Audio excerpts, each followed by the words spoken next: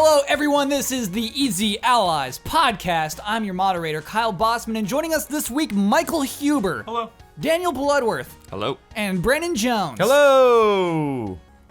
Hey, Jones. Hello. Here, what's your goal this week? Did you say Huber or Jones? I said Huber. Well, you know what? I didn't say Huber. It was I like said here. Huber. Yeah. Yeah. Huber, what's your goal this week? To change your opinion on something. Whoa. Ooh. Kyle Bossman specifically. Big Heavy goal. goal. That's a heavy goal. Yeah. Blood, what's your goal this week? To not fall asleep. Okay.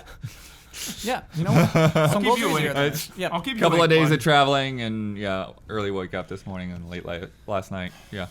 Brandon Jones, what's your goal? To describe something as mighty fine. Ooh, mighty fine. Okay, you know what? I think you can do that. This is episode 70 of the Easy Eyes podcast, which I think is kind of a milestone. And so I thought I'd do something kind of special. I really, really don't want to say fishy in this episode. It's been, I think at this point, 14 episodes in a row where fishy's come up somehow, some Hang way. it up, dude. Hang it up. I know. So this is the episode. This is the episode that I think I can break the chain, dude. You should, dude. Sure. Okay. Let's get into begin corrections music, please.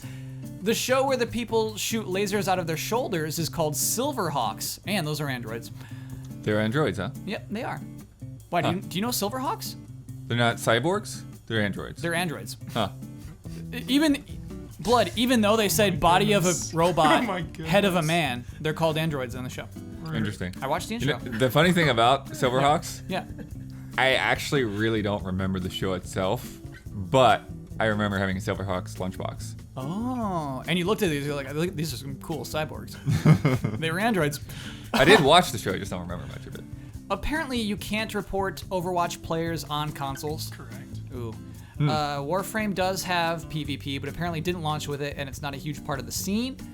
And the Switch version of WWE 2K18 will have every feature that the other console versions have. End corrections music, please. That's cool. That is cool. That's big news because this is the first 2K that is current gen only, not on PS3 or 360. Oh, cool. So the fact that Switch is hanging with the PS4 and Xbox One, that's Hanging good. with the big boys. That's good. Not losing a feature. Mm-hmm. You think it'll look the same too graphically? No, it'll look like the PS3, the Xbox Yeah, that's 360 what's- version that's not coming out this year.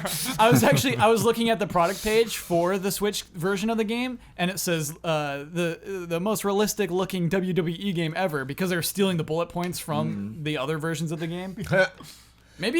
Maybe who's to say what it'll look like on Switch? I also want to say thank you to our community. I got some great follow-up feedback on our discussion about Overwatch and just about bullying and just bad vibes in certain like online communities and how do you deal with that. And I thought we did a bad job. just pointing out actually like videos that certain games that are concerned about that have made, research that's been done on like ways to do it and how those systems work and stuff. So very eye-opening. Well, make it right, Jones. Tell me something. It's been how many days? It's been like 10 days since I read that email. Yeah. Because it was after the last episode. Well, here's what we said. Basically, there was a lot of ideas that we had, and this is something I always love to find out, where I was like, yeah, that sounds like a neat idea, and somebody thought of the idea that you just had today, 5 years ago, tried it, didn't work, and here's why. Got you. I remember I read Kotaku, I think, did a huge article like pretty recently, less than a month ago, about the reporting feature in Overwatch, and it was describing that it didn't intimidate players, that it didn't work, that Blizzard was so slow to respond, and if that's their only measure on it, then that is a problem. Yeah, if you missed this was I think 2 weeks ago. We got into Huber what a mess Overwatch is to play and how it can be unfun. I quit. So this is you guys. I didn't even know you guys talked about this. Yeah. Because I legit quit Overwatch a month ago because I got bullied after not playing. I hadn't played the game in months. Yeah. And we were all talking about it on like Frame Trap, I think. And I was like, man, I'm itching for Overwatch. I'm gonna go play. So I played. Guy called me, racist comments, and that was out of control. So I was like, whatever. I'll just go play with friends now because that was like in the arena, the one-on-one. Okay. Like in voice chat, or did he message you? Typed. Wow. Yeah. So then I played with Brad and my other friend, so there were 3 of us. So, and your team is 6, so we were half the team. So everything was going good, and then Brad left, so then it was just me and my other friend, so we were 2 of us. Yep. And I had never really had the chance to do ranked mode in Overwatch. I just hadn't gotten around it. So I was like, yo, let's do that. And when you do ranked mode at first, it's placement matches. So it's like kind of rating your Trying skill. to figure out how good you are. Exactly. Yes. So I'm playing with my friend, and I guess I'm not doing too hot, and my entire team is just like, F you, get out of ranked mode, like, stop playing, you're holding us back. And I was just like, yo, I'm trying my best, this is placements, like, I'm sorry. Yeah. That was the last game I played. I uninstalled, like, a couple days later. Uninstalled! On talking syndrome, because I was telling everyone about what had happened. Yeah. And I was, like, working myself up, like, getting so heated about it, and that was it. I uninstalled live on Talking Syndrome. You can watch it. It's there. Cool. Yeah. Yeah, all right. Yeah. Hubert, thank you. Duh. Yeah. I couldn't handle that. Dude. Basically, we just kind of said Blizzard spend more money, keep spending money on solving the problem because it's a huge problem and we know it's hard to fix. But Totally. Yeah, make the investment. Do you all remember my favorite way to start a podcast? Game announcements. It's been a while. Yeah. You know what? I It's been think. a while. I think. Oh boy. I think that people got sick of it. You all used to like I was the dad. You used to roll your eyes. Game announcement. And now it's been Guess what, many kids? episodes. Yeah, we're back here again. Doesn't it feel good to have game announcements? Oh, It yeah. does. Telltale did a pretty cool thing. Yeah. Telltale had basically its own Nintendo Direct. It had a put up like a 12-minute, half-minute video, making 3 game announcements, but also doing kind of like interviews and talking to you about each game. Really cool. I'm way down. If any publishers want to look at that and try that more, please do. We have 3 game announcements from Telltale. Jones, let's just start with this one, buddy. Yeah. It was the first one of their presentation. Yeah. Batman: The Enemy Within. August 8th. That's the headline, I think. August 8th. It's coming soon. It's coming Very, so soon. very soon. Yes. Alarmingly soon. Yeah, alarmingly soon even. Yeah. Why is that alarming? I never finished the first season, so Oh, okay. That's a good reason I for got that to to be play alarming. catch up. Yeah. Oh boy. Hubert, did you? Yeah. Tell me about it. I'm fully caught up on Telltale games, and this Okay. is a Fully? Fully. for the last couple years. Not Guardians. No way. Correct, not Guardians. Yeah. Here's why though. Here was the turning point. Okay. Ever since Walking Dead 1, I've been like all Telltale. I finished all those games. Okay. Even Game of Thrones. Loved Game of Thrones. Walking Dead, the newest season, season 3, Yeah. a buggy, broken, yeah. It would like, go broken black on you a lot. mess. Yeah. Could barely get through this game. And this started also with Batman. Some of the later Batman episodes, the same thing. Technical problems, crashing. Playing on PlayStation 4. And I just could not. I can't handle it anymore. The fact that the engine has stayed the same, these games still don't look the greatest, and I don't care about graphics at all. I just care about performance. Yeah. So if you look bad, like visually, and you're still crashing, I got a problem with that. It was so hard to get through The Walking Dead. I would start it up, have a huge long conversation, it would fade to black and just infinite load. I would start it up again, have to go through that huge conversation again. It would crash. It happened throughout the entire season. Every episode, with I think the exception of episode 2, crashed on me. And it just made me real salty towards Telltale right now. So I'm in a real bad place. Are you not in for the Batman? So that's why I say I had mixed feelings on this. Okay. Because they announced that it's The Walking Dead final season. All right, we're skipping ahead. Sure, we'll get there too. I'm sorry. The final. I'm sorry. Yeah. It ties directly into it because Okay. I was so burned playing the newest Walking Dead season because Yeah. I'm so attached to these characters. But the fact that they came out and they said, hey, this is our final season, kind of alleviated some of the bitterness because it's like, all right, we're ending this. We're going to wrap it up. We're not going to carry this thing on and milk it and milk The Walking Dead because agree. you could easily milk The Walking Dead forever. like the TV series. Like they said they're going to go for 20 years. Yeah.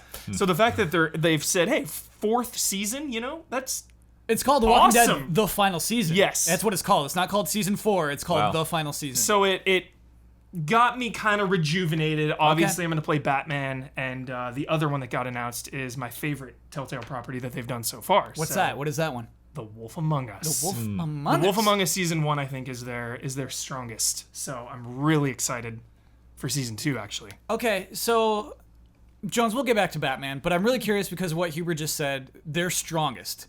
What makes that the strongest Telltale game? Series. The storytelling. Absolutely. What does that mean? For the lead character, Big B Wolf, there's just a lot of really interesting elements in The Wolf Among Us, like character development stuff. It felt the most natural when, like, because the Telltale games, you pick your dialogue options. Yes. For The Wolf Among Us, it had such a natural progression and flow to especially Big B, but all the other characters.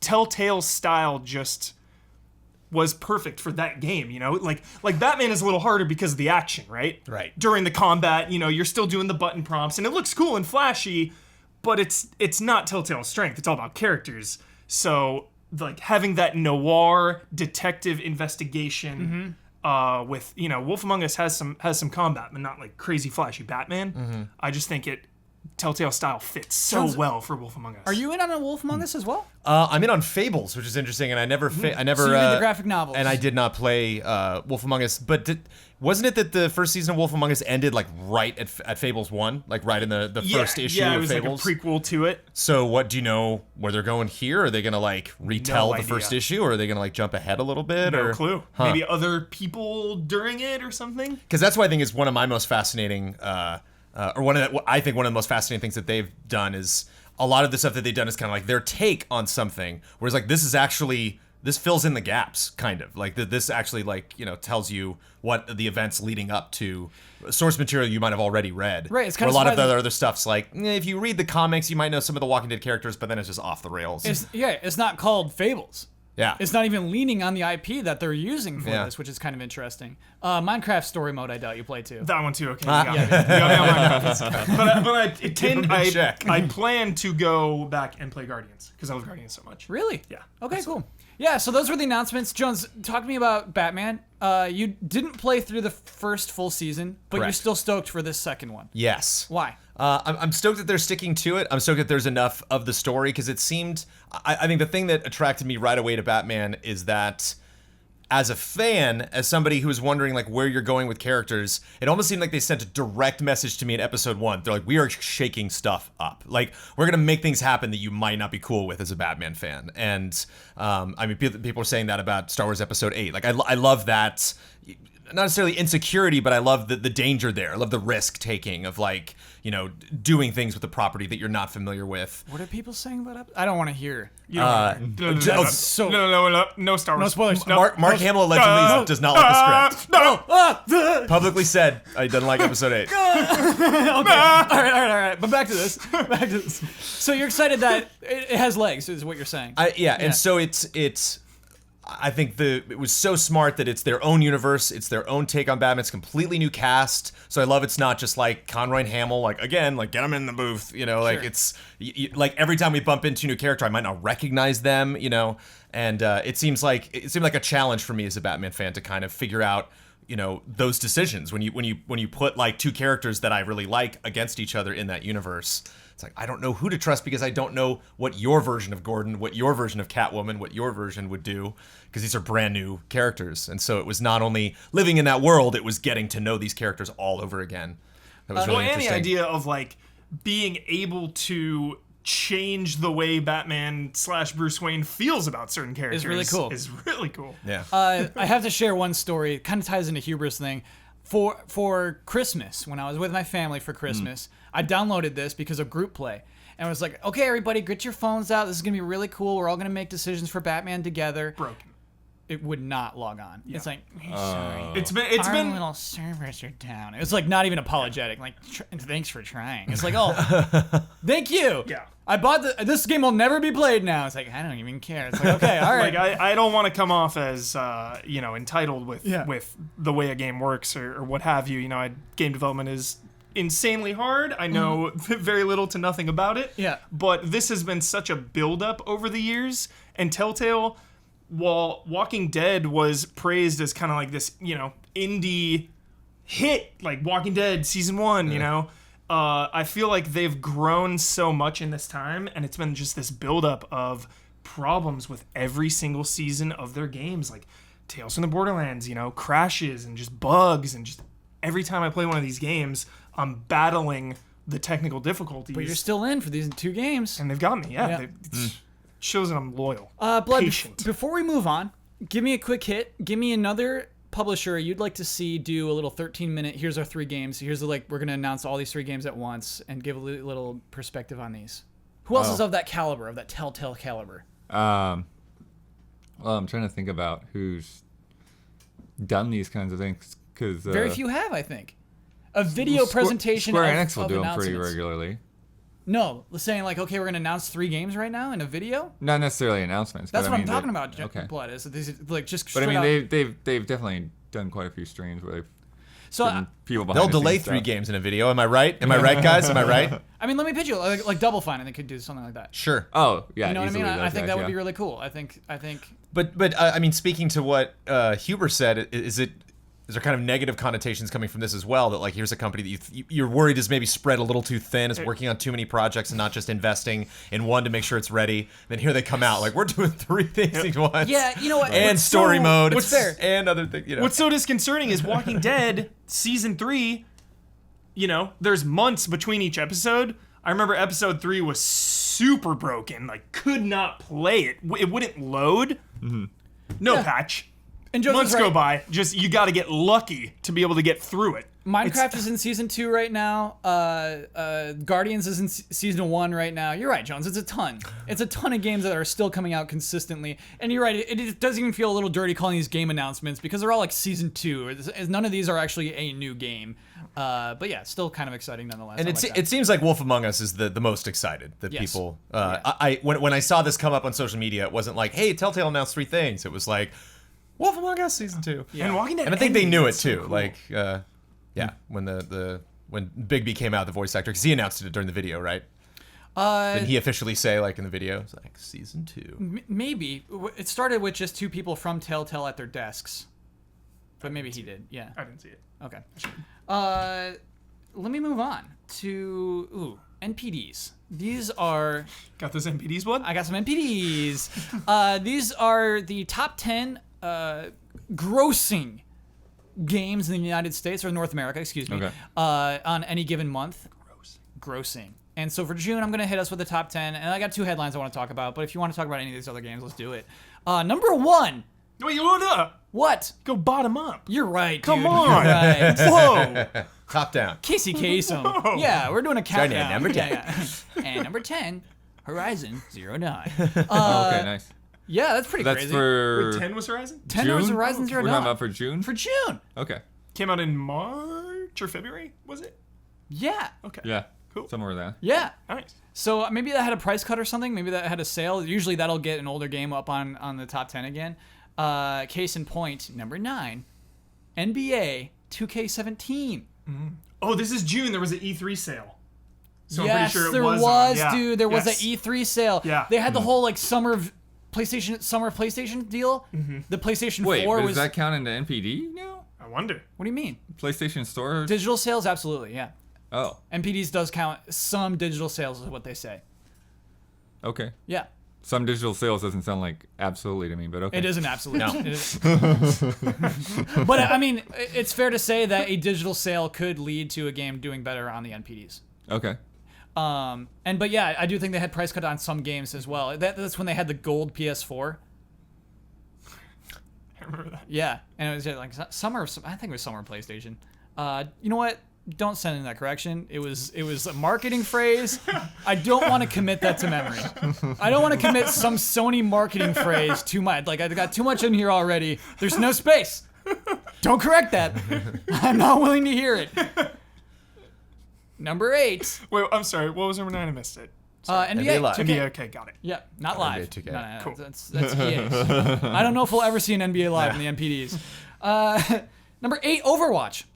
Yep. Yep. Whoa, Okay. over a year later, still chucking. Number 7, Mario Kart 8 Deluxe. Oh, yeah. This just says Mario Kart 8, but I gotta assume that was Deluxe. Number 6, The Legend of Zelda Breath of the Wild. Wow. Continuing that little Nintendo streak. Number 5, ARMS. Number 4, Crash Bandicoot Insane Trilogy. That's, yeah. It's crazy how much people have gone in for that. God, I can't I just yeah. don't feel like most remasters do that. No. Number 3, Lightning and ball. Grand Theft Auto 5. Mighty fine. Okay, you know what? I mean, it's like yeah, you expect it there, but at the same time, it's just like, who are these people? Who is left that wants to play this game and has not bought this game people always before? buying consoles. And it's new kids turning 13. Yeah. There's a new kid turning 13 every day. Oh, it just happened. Yeah. Mom, can I? Yeah, that's just, yeah. It shouldn't be at 13, but okay. Right, exactly. Number 2, last month's champion, Injustice 2. And number 1, can we guess? Jones Don't Cheat. You were on a podcast earlier where you did some NPD talk. This was the month that ARMS came out, so that's ARMS' first month. So. What else came out? Tekken 7. Oh, Tekken 7. Yep. So yeah, Blood, as you picked up, the two headlines, the two games I really want to talk about here are Tekken 7 and Crash Bandicoot. Let's start with Tekken 7. It's number 1, highest grossing, making the most dollars. Come bundled with any fight sticks? Dollars coming in. Yeah, maybe. I don't think that's included. Well, no, it would. It would. Why? Fight sticks? If it was bundled together. What? Isn't it?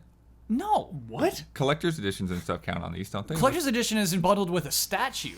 Okay. Fight stick bundle. Yeah, who's got a fight stick bundle? A bit more exclusive. So here's the thing. The last time we talked about NPDs, we got a lot of positive comments actually about it. And so, yeah, I'll keep talking about it. Thank you, commenters, for letting us know when we do things right as well as wrong.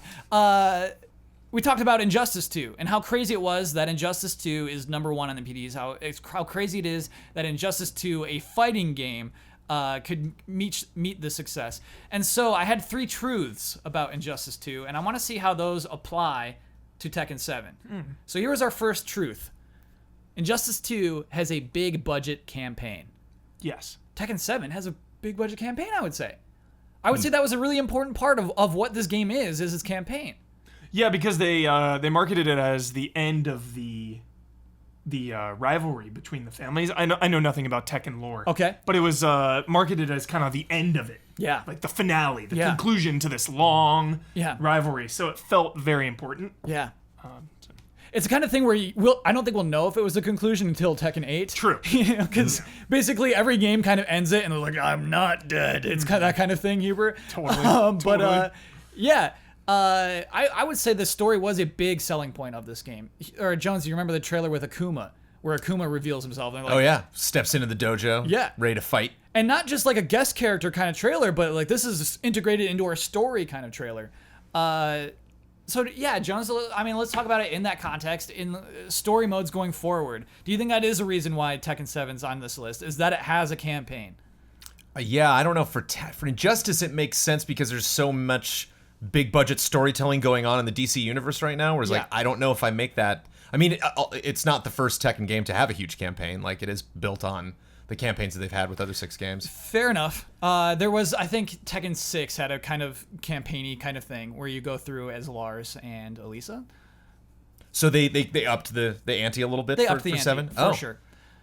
I have not paid a lot of attention to Tekken 7's advertising. I don't know. Sure, I will say why one this thing. would beat stuff out. It's not on Injustice 2 level. There are many of the cutscenes are just like painted 2D paintings. Oh, like Street Fighter 5? Yeah, not as bad as Street Fighter 5. But it really like kind of like takes you out for a sec. Like, oh, this is just a drawing now. Like, okay, and we're back into the game. It's like, okay, all right. Blood, how important to you? Who I don't know. You don't play too many fighting games, do you? How important is a story to you in a fighting game and its appeal? Yeah, I mean, you're right. I've been kind of out of that scene for a while. So, yeah, it never really was that much of an appeal, although I totally get it.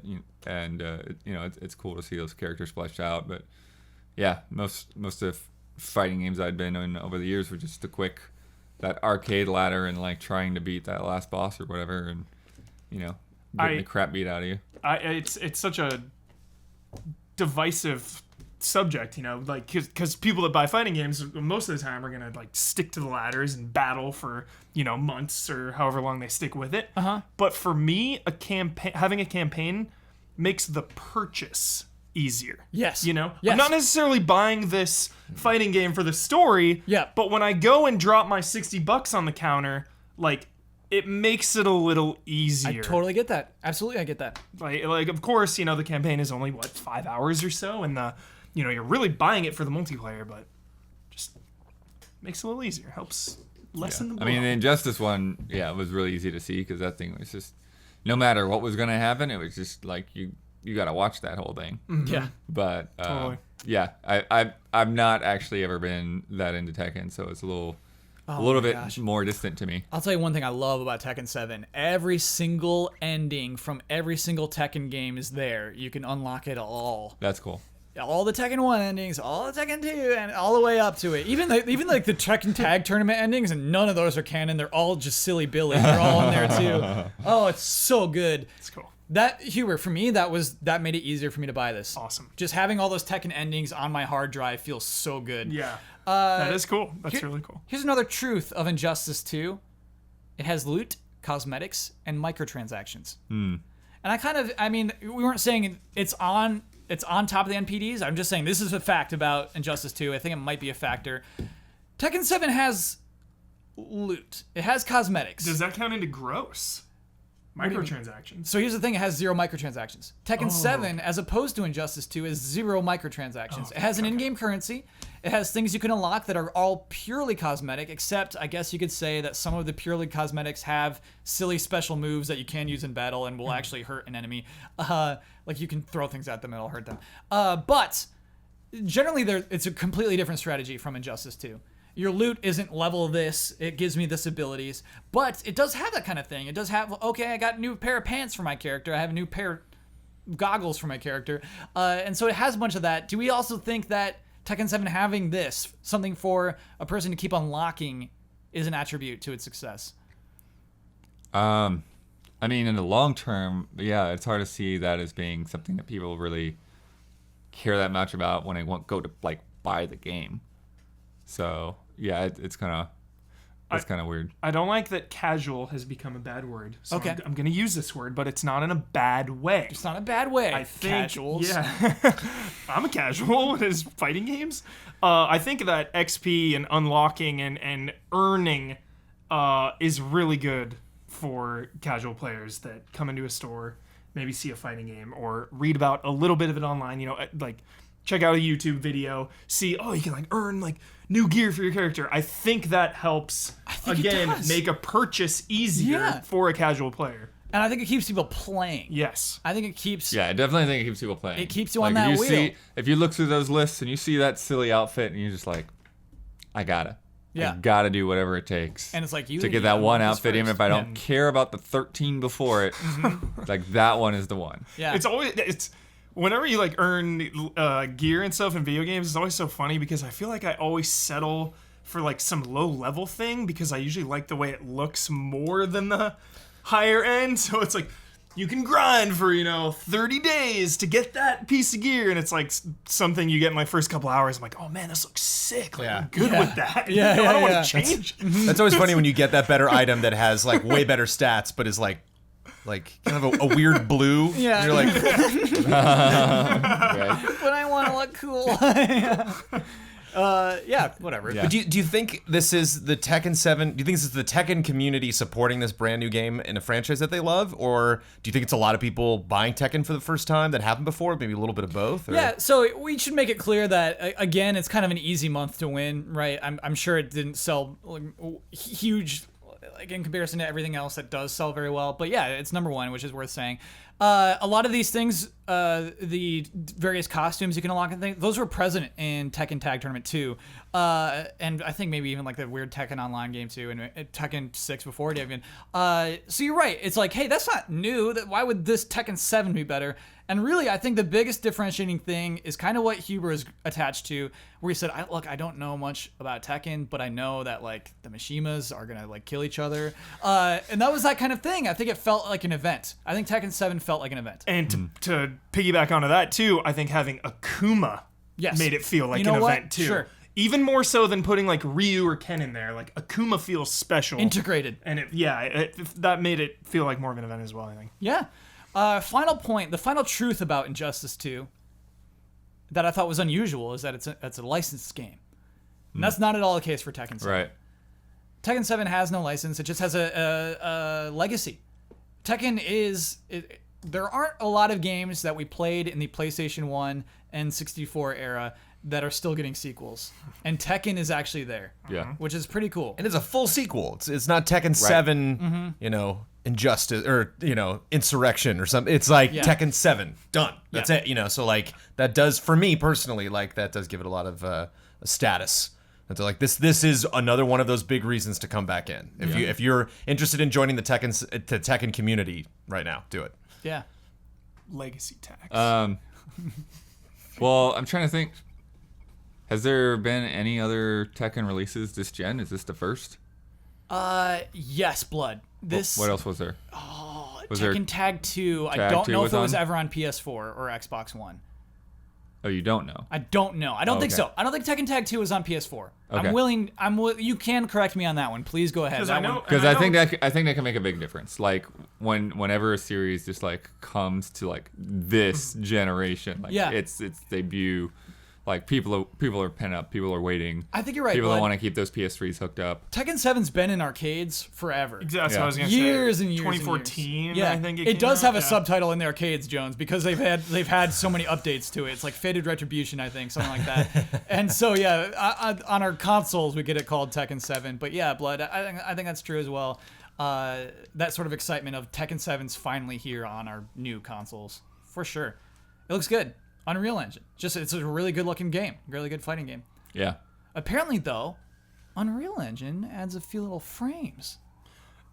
We were looking at this. We were looking at input lag earlier. Harada was like, he was admitting to it. He's like, look, Unreal adds a couple of frames. And so apparently this week they're going to patch it out. Like, apparently they're going to patch something to get rid of the input lag soon. So I didn't want to make a big huff about it, but yeah. Well, that's good that they can just patch it out. I don't know if It I was don't know if crazy that's going to be that seeing- simple. Who knows? Yeah, that sounds really complicated. It was crazy seeing him on pressure. like ESPN or whatever the other week For what? when they were doing Evo. Harada was there for Evo? Well, I mean, they showed Street Fighter and we'll get to Evo, but Harada was there as well. Yeah, I know I saw him on TV at some Okay, point. cool. Yeah, I wasn't even really watching. It was just like my wife had flipped it on. It's like, hey, look, what's on TV? I was like, okay. Yeah. We'll get there. Actually, Blood, I want to do a lot of Evo talk. But before then, even more Crash Bandicoot talk I would like to do. Because Crash Bandicoot being number 4 on that list of the NPDs is significant for a couple of reasons. Number one, we said highest grossing. Remember, that game was $40. Is $40. Oh, yeah. So it actually sold very well. I have an announcement from Activision. This was their press release. The fan response to Crash Bandicoot Insane Trilogy has been tremendous, with the title landing at number 1 worldwide in physical game sales, even though it was only on shelves for a single day in June. We're thrilled that there seems to be a whole lot of people out there who love Crash as much as we do. So yeah, obviously fluffy, but that's huge. Yeah. That's huge. Perfect storm. Who said it? Who said remake? I think Blood, you said remakes never do that. I think you're right. We might be able to call it now best-selling remake. You know, we could call it maybe of the year for sure. Because we got to call like Mario All Stars that we go nuts. But yeah, it sold very, very well. Yeah, it's crazy, especially because there's so much controversy around it right now too. Controversy. Oh yeah. Let's dig in. About them changing all they've changed like the physics and hitboxes and stuff like that. So there's a lot of people talking about like the games aren't actually that hard. They just made this game harder for whatever reason. And they've admitted to it. And they've admitted to that. They said, yeah, we made it harder. And they said they won't patch it. Yep. Yeah, that's the funny thing is they're like, yeah, it's harder. Just get good. get good. They told the audience, get good. We made the games harder. We made Crash Bandicoot's feet round on the bottom.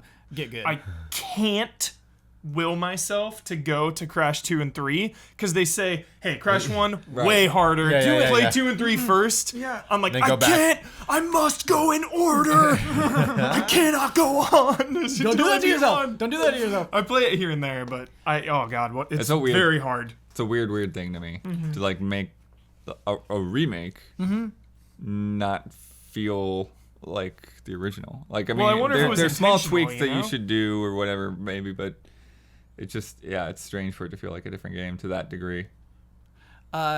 Should be worth mentioning as well. That's a PlayStation 4 only game. Yeah. That is not a multi-platform game at the moment. And it's still doing crazy like that.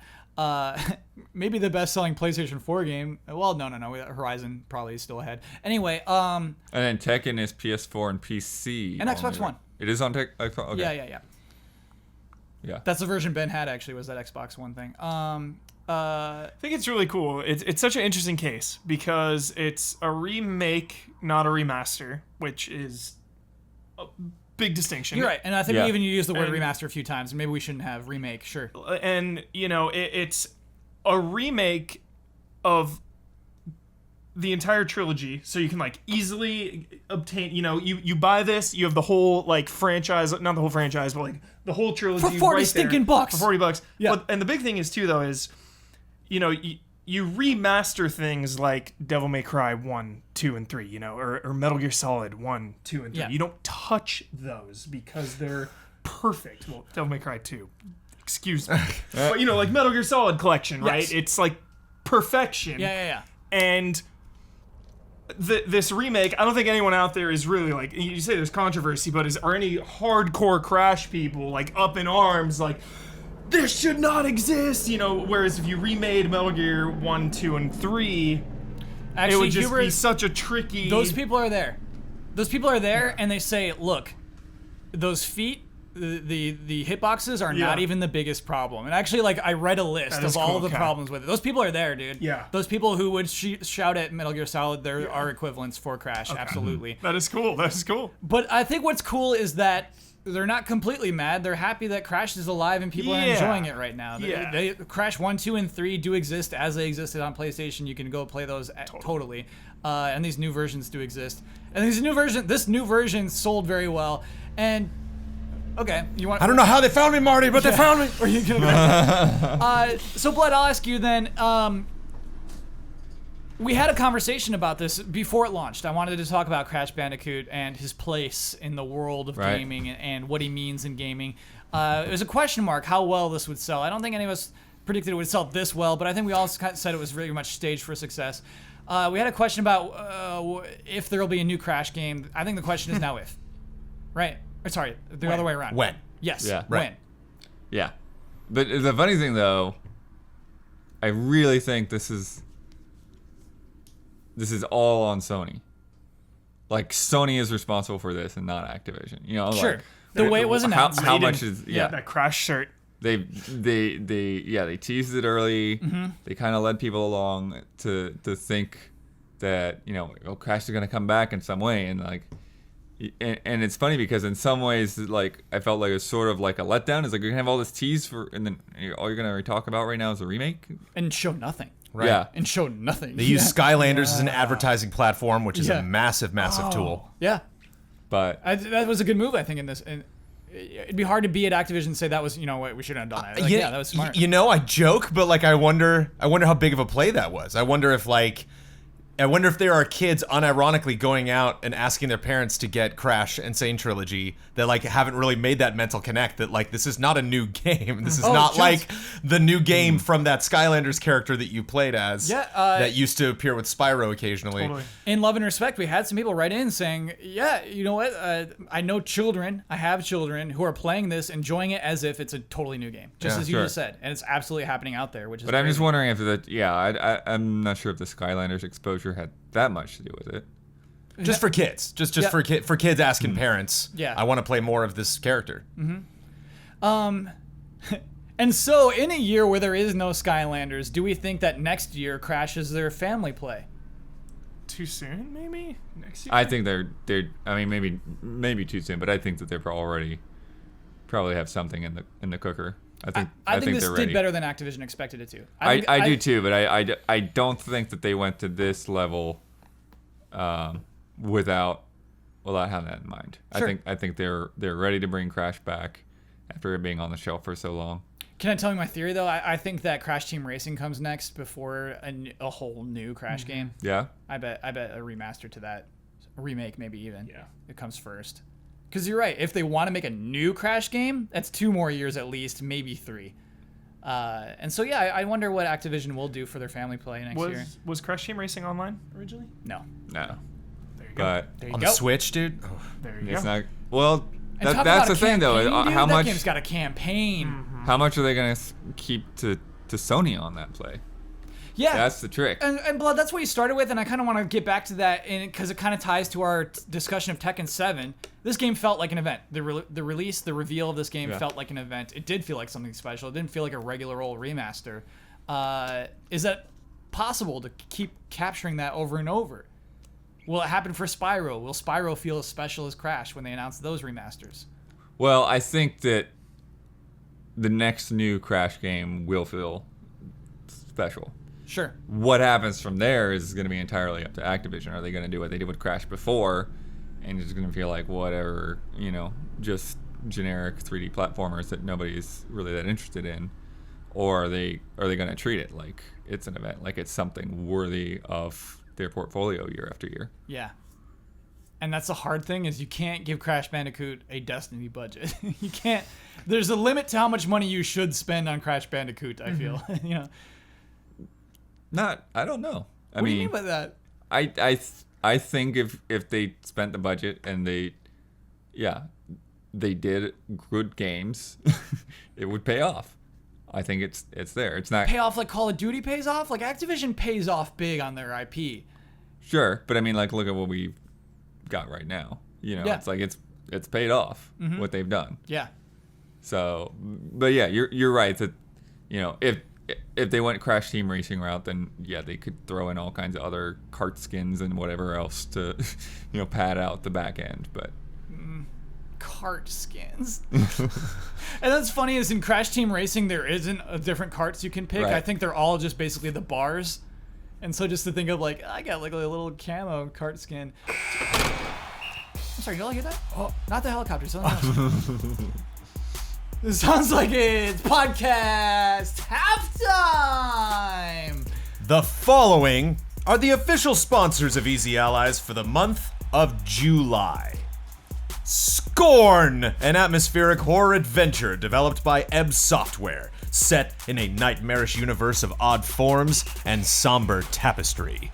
Go to scorn-game.com for more information. Richard Smuts, who you can follow at Theraxis. Hogue Law, business law firm. Whether you're starting a business at level 1, stuck fighting the dreaded fundraising boss, or finally cashing out with a well-earned high score, you need a good business lawyer at your side. Rick Hogue started Hogue Law to bring more than a decade of experience to companies like yours, and is proud to support the Allies. Check him out at www.hoaglaw.com. Mango. iKeyless. Need a new car key or remote? iKeyless.com has been in the key replacement business since 2002. Check them out today and they can help save you up to 75% off of the dealership's prices. If you type in offer code EZA at checkout, you'll get 15% off of your order. Iron Harvest, a real-time strategy game for PC, PS4, and Xbox One, currently in development at King Art Games. Join their community and help them bring the alternate reality of 1920 plus to life. Michael Kozachenko, who is producing video game long-form reviews on YouTube at youtube.com/Mishakos. L. Fanis. Crediar. All of these links are available in the description. Thank you to our sponsors. I realized, Jones, that now that you do the randomized, just saying all of these links is weird, because at the end we just had like 2 names. It was like all of these links. All of the links that were discussed within those 7 cards? What are we up to these days? How many sponsors you got there? 8 or 9. 8 or 9, yeah. 8 or 9, nice. Okay, cool. Yeah. I feel like we have 4 links for 9 No, we got 5. 5 links, I would say. 5 links. 5. What is that? I don't know. I want to say 5 in a weird way.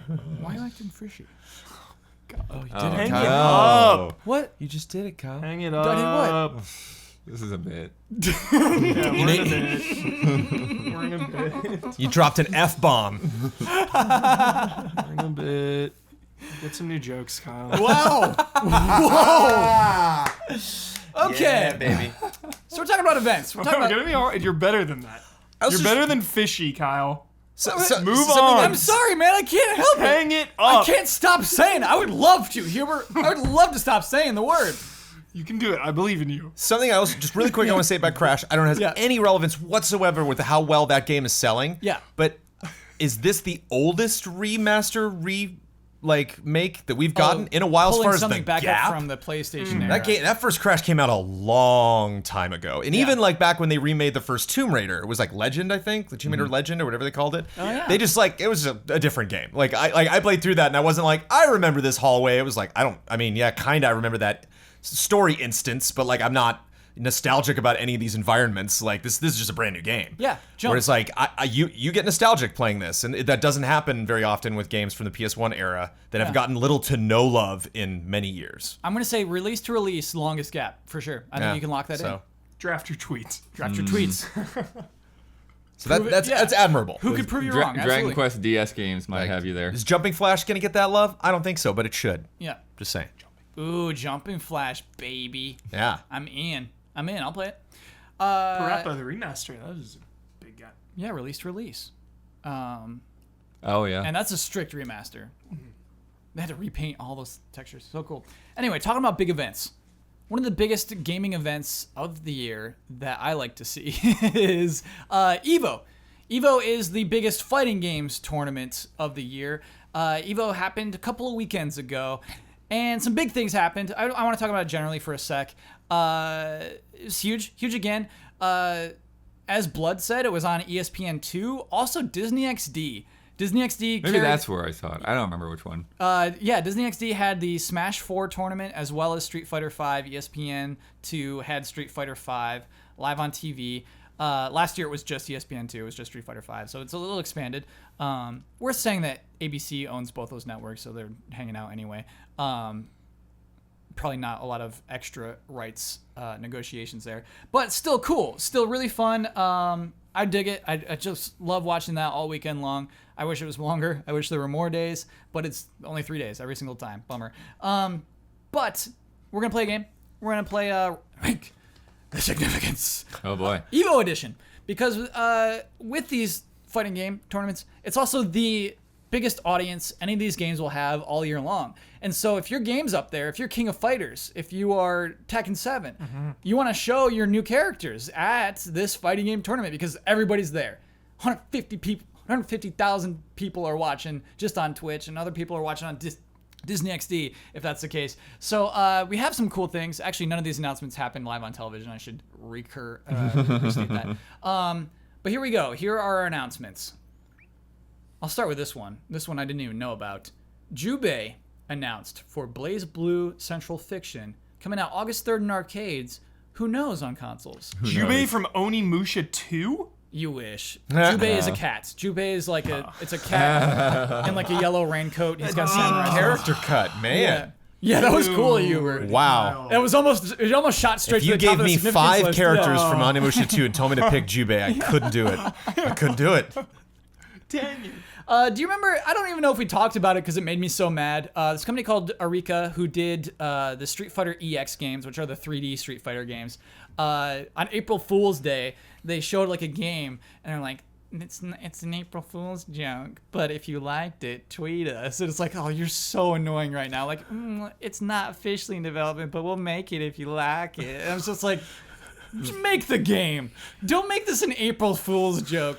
And still, they're just kind of being like, are we making this? Is it happening? So anyway, they showed this. We could do some of the Naruto games? Naruto is how we pronounce that here. We're a Naruto family. We are Naruto. I couldn't tell you, Blood. I think so. I think that's a maybe. Anyway, it's called Mysterious Fighting Game. That's the title of it right now. Not a final title. They've admitted that. They revealed Skullomania and Darun Mister for the game. Skullomania is the really cool. It just wears a skull suit. Is a superhero. That's you know it. And, the cool red scarf. Yeah. Skullomania is, I think, maybe the only iconic character out of Street Fighter EX.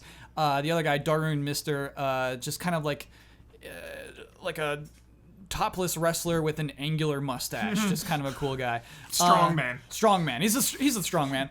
Yeah, he looks like a grappler. Coming April 2018? Question mark. That's in the trailer. Like, will it be playable April Fools 2018? Who knows? Wow. Do you want to play our game? It's like I'm so annoyed by the way this game's been presented, but I think it looks very cool and very interesting. Maybe it'll be playable in 2018. Okay. We have another game announcement from Arc System Works. Blaze Blue Cross Tag Battle. 2v2 game crossing the universes, the fighting game universes of Blaze Blue, Persona 4 Arena, Under Night in Birth, and there's a character from Ruby, RWBY. Ooh. Yeah, which is that Rooster Teeth. Yeah. Oh my goodness. Yeah. And so it's kind of like the Persona character, right? Yeah. It's Blaze. Okay. Yeah. In this weird Blaze Blue tag team game. Huh. Yeah. Wow. There's a lot going on there. There was a lot going on there. And so those first 3 games I mentioned were already fighting games that Arc System Works had made. So, I mean, it's kind of just like, okay, and we'll take that and drop that in there. The Ruby character wasn't in any game before, and so that's what kind of makes that interesting. And maybe we'll see other weird cameos like that. It's more Persona characters. Yeah. Maybe new, I mean... Persona 5 characters. It's going to be a lot of... Oh, see, that would be hyped. Yeah. That would be hyped. Yeah. Not likely, but yeah, I honestly think it's going to be like, okay, and just drag your... And perfect. But yeah, we'll see. If Ryuji is in that game, I'll buy it. Sure. Get him in there. Day one. Because that's the thing, Hubert, is in the game they have their personas above them, and the personas can do moves and stuff. So cool. Yeah. What's the pirate's name again? Captain Kidd. Captain Kidd. It's cool, man. Okay. Marvel versus Capcom Infinite. Yes, this announcement. Jeddah? That's what you're excited about? No. Oh. Marvel vs. Capcom Infinite showed off Jeddah, who is the bad guy from Darkstalkers 3. Mm-hmm. It's cool vampires, purple. He's got cool moves. What are you hyped for? What is this? The other characters are kind of announced. Okay, so yeah, I think this is fair. Well, it's not quite Evo Edition, rank of the significance.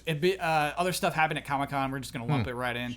Yes. Oh. Spider-Man, Mike Hagar, Frank West, and Nemesis were announced at Comic-Con. Played them all at Comic-Con. You played them all, Jones? Played all of those characters. How was Nemesis? Nemesis was great.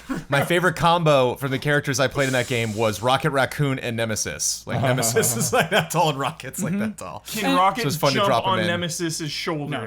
No, but Groot has moves.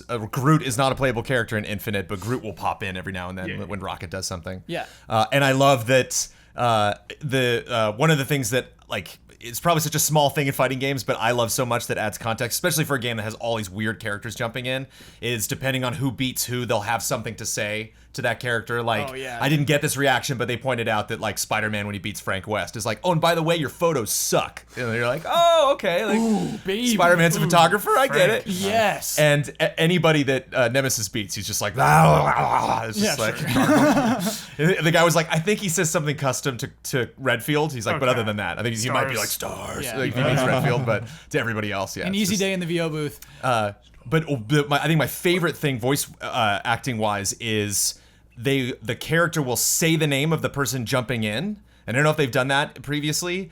And so when I was Hulk, I played as Hulk and Frank.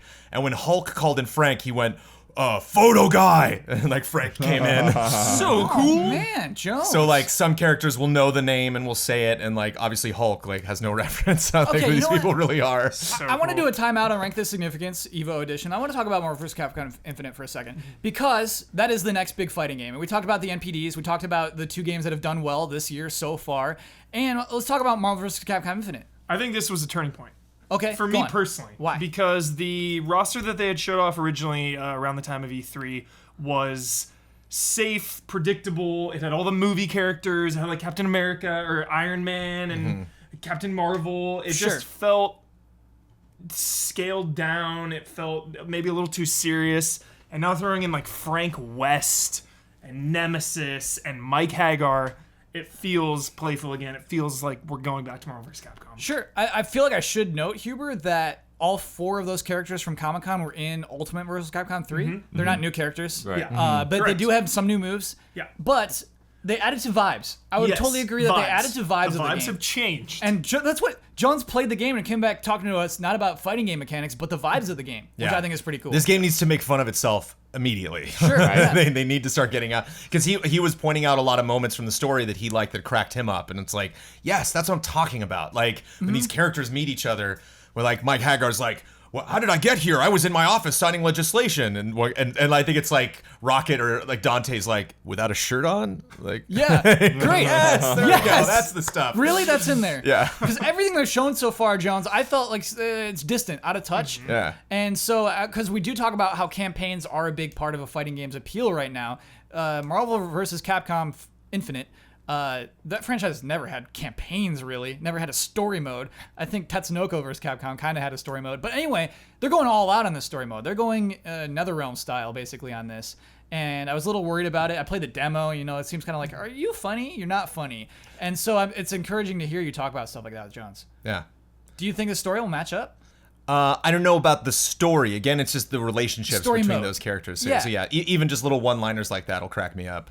And yeah, having characters like Rocket and Spider-Man and Dante like getting sassy with some of the Marvel characters. Yeah, fingers crossed. Need that Wesker back. I don't think it's happening. Wesker was not in the leak. He was in the last one. He was in the last game, but he's not been in any of the leaks so far. Oh, the leaks. Yeah. I thought you said league. Oh, he's not in their league. And he's not in their league. He's a minor league. Get back in your volcano, Wesker. Wesker is a bigger league than Nemesis. You know what I mean? Yeah, way more. Yeah. But I think they go for a character variety or whatever. For sure. I'm never in those meetings. It'd be crazy to be there.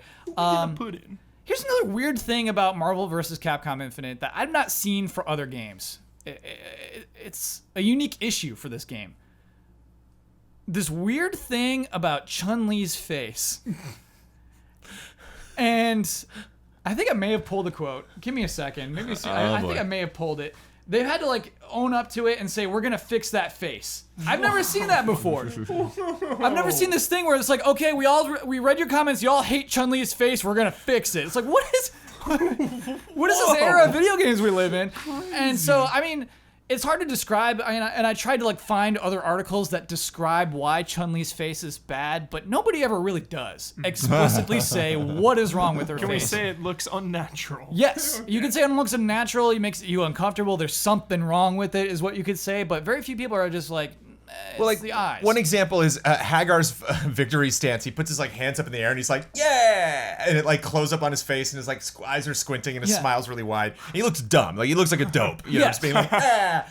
But he can. Hagar's the kind of character that can survive that. Sure, Jones. To where you're just I kind of need him to be silly. He's got a big giant belt just laced over his big burly chest. Baby. Yeah. Whereas there's not a lot funny going on with Chun-Li. Right. You need to. It's if she's not sexy, I'm out. It's that kind of thing, Jones. Not really sexiness, but just either make her look badass or make her fit kind of more into the comedic style of other characters. Street Fighter V. But she's just kind of in that weird middle road where she's just there. All right, so I got a quote. This is from Yoshinori Ono. He's a producer at Capcom. This happened at Comic-Con. Here's the quote, just directly, his words. The development team is hard at work finishing the game for the September 19th release date, and based off the feedback we heard, we are currently making improvements to Chun-Li as well as other Capcom characters. Other Capcom characters, they're just kind of saying, Marvel's good, we got them. Since the work is still in progress, we don't have anything final to show you just yet, but stay tuned. Wait a minute, you say Marvel's good. There's probably way more hoops to jump through to aesthetically change the Marvel characters as opposed to the Capcom characters. So you think that's why he said we're going to change the Capcom characters? Because they can do something about that. Sure. If somebody's like, I don't like the way Spider-Man looks, and they go to Marvel and they're like, hey, our fan bit, and Marvel's like, yeah, we're done, thanks. Yeah. The list of approvals. That's Spider-Man, you're finished. Sure. Okay. By the way, Spider-Man does look good in this game. And controls very well. Cool. Fun. Favorite character? Dante. Out of all of them. That's your favorite character in this game? I played as every single character that was available at the Comic-Con demo and loved him. Yeah. Jones, super quick, the vibes I'm feeling from you from a Marvel game. This feels good, dude. This feels good. Well, it was a great appointment because I went in there and they were like, "Oh, do you want to interview? Were you capturing and do anything?" I'm like, "Let's just play this game." We just played it for 45 minutes straight. One of the devs was like, "That's the longest I've actually sat down and played this game uninterrupted." Yeah. So I appreciate that. Blood, what'd you find? What's your nugget? The picture of the face. It says, "Fix me, Capcom, please." So, okay, all right, Blood, I'm going to give you a challenge. I know you're a good writer, okay? Explain what is wrong with Chun-Li's face to our audience right now. What is wrong? Use she your kind of words. only has a half an eyebrow. Yeah, that's a weird eyebrow there. And She's kind of bubbly. Bubbly. She's kind of cute, you know? Sure. And she's a detective. right. Yeah. Can't be a cute detective. What kind of cute detectives are there? She just always struck me as just a Encyclopedia very... Brown? Yeah. Yeah. Or what's her name? The who's that female detective in the novels? Yeah. Oh. Who is that? Miss Marple? No. No. What is Miss Marple? It's not What's like that? it's not like the Hardy Boys. It's Yeah, it's Beverly Cleary. no. Oh, Yeah. no. Oh, come on. Sea Viper. I don't know. No. We're just talking books. We're talking books we read in Books elementary for school. kids. Nancy Drew. Nancy Yeah, Drew. Nancy Drew. Well done. Should have had that. Should have gotten that. But she's a very determined character. Very no nonsense. Somebody driving the car. That's a joke. Right. All right, sorry, Jones. But I mean, she does kind of get playful. Like I've seen her at the end of some of the like Street Fighter campaigns. Like I won, yay! You know. So I don't know. She like said yata? Yeah, there is absolutely. like an acceptable bubbliness to her, but it just doesn't. Yeah, it just doesn't. Too pretty or too cute. It's just not. I had to look up what yata means because she says that in Street Fighter Alpha. It's like, what is it? Jones, what are your thoughts on DMC? What? Tangent. Random as fuck. No, you're talking it's about not Dante. random. Dante's This is your not favorite, random. Favorite Yeah. character Okay. in Marvel Yeah. Capcom Infinite. But What is that's your classic. That's classic Dante. No. so. Capital D, lowercase M. I want to know your capital thoughts C. on DMC. Right. Yeah. Little to no reference on the game. Looks like fun, but yeah, that's it. Okay. I'm not like Great. Take it. So, Jones, before we move on from Marvel vs. Capcom Infinite, I do want to know, though, if I think the primary complaints placed against the game are its roster, that it's not big enough. Of course, we don't know the final roster yet. It's keep growing, and as Huber said, it feels good when we have other people added to it. But its style, its graphical style, Chun-Li's face, yeah, it's kind of become a meme, just something that's repeated a lot. But It doesn't really feel like it has that much of a style. I think Yes. it's the problem. yeah, and do you sense that? So, Bloodworth, we'll go to you first for sure. What do you mean that's the problem? That it doesn't have a style? What kind of game doesn't have a style? Yeah, I mean, it's, it's sort of comic booky, but it just, I don't know. It just doesn't really feel like it comes across that well. It just sort of looks like there's not that much detail or emphasis on any particular type of look. It just feels like it could be anything. Sure. In a way. Yeah. The one thing I could say about it is I've never seen metallic characters look this good. I think Mega Man X looks so good. I love the look of his metal, the shine of it, the sheen of some of the metallic characters is really cool, and I think distinct. But I get what you're saying, Blood. Sometimes, like with its UI, with its character select screens, like make a choice. Do something with this. Make a choice. When it was Marvel vs. Capcom 3 was that cool comic book was the character select screen and like it had the flipped open pages. Yeah, Jones, did you sense that? Did you sense like this game can use a little more style? This could look better.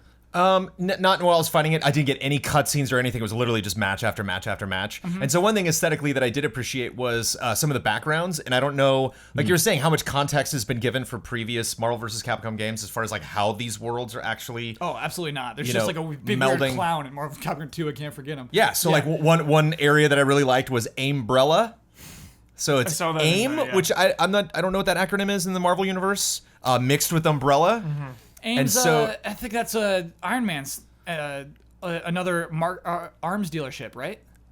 Maybe I do. Okay. I do not know. I do not know what that stands. Go ahead and for. correct us on that one. But I like that. Basically, that's where they find Hagar. So he's been like plugged into this like Umbrella's like taking him and is doing like testing on him and stuff. Cool. And so there's one area where there's like a row of test tubes that all have weird characters in it and stuff like that are trapped in the test tubes. And MODOK's in the middle, like adjusting all of that. And like he gets pissed as you destroy it, or like it's fun to Yes, like see man. his character in the background. The fun of combining the two Wesker universes. for Yeah. So yeah, Sure, looking into it's each nice. environment and kind of figuring out like where are we, and I see what you did to this environment. That's neat. I appreciated that. I mean, it's not necessarily an aesthetic thing, but gameplay wise, the stones I think is a fun implementation. The Infinity Stones and how those work. I don't know if that's been talked to death, or if you guys know like how they're implemented. Definitely but, like, haven't talked it to death. Here's what I know. It's like one traps you in a box, Right. So there's 5 stones. There's 6 total. They haven't announced like what the last one does. If you're a Marvel fan, like you know what they're called, but like they just don't know like the actual functionality of it. And there's a quick attack and like a big save up attack that each of the stones does. Mm-hmm. And my favorite was time, because the short version of it just was a quick teleport. Like, so if someone was coming at me, I could zip through them to the other side and then attack them from the other side. And one like does the opposite, where it's like drags you toward them. The power one just does a simple, really slow projectile that you spit out. Sure. And then if you crank it, the background gets all cloudy, becomes the color of that stone. And then I don't remember which one traps people. I think it might be time, like traps people inside a box, so like you can't get out of it. Which is kind of cool. I haven't seen that in a fighting game before. Yeah. One of them just refills your super meter. Pretty cool. One of them I think extends your combos and things like that. But it does that for everybody. Yeah. So it's like if you go in seeing that someone has a particular stone, you know what they're going to do. It's not like, oh, I wonder how that character utilizes that power. Mm-hmm. And if you like a stone, you can then pick any character and go back and grab that stone and use it. When they first showed those Jones, and I think it's even the first trailer, you see them glowing a particular color, like, oh, is this going to be... Because in Street Fighter versus Tekken, there was just cross Tekken, there were so many annoying gems. Do you remember those? Just like, they had different attributes, and that was basically the microtransactions of that game. And I was like, oh, microtransactions, and they're not. The Infinity Stones are not microtransactions. They're not cheesy. They do add a level of depth to each of these characters. So I think it's kind of cool.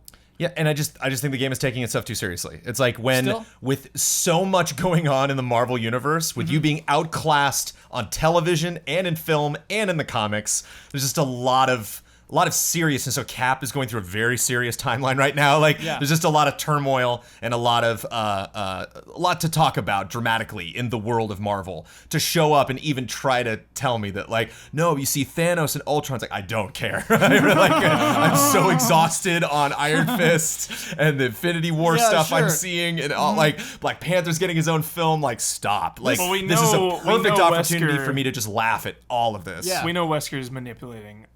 Clearly, yeah. Oh, yeah. You're right, Jones. This is the time to be goofy. Be goofs right here. Absolutely. Okay, timeout over. We're talking about Evo again. So, Dragon Ball Fighters revealed Trunks.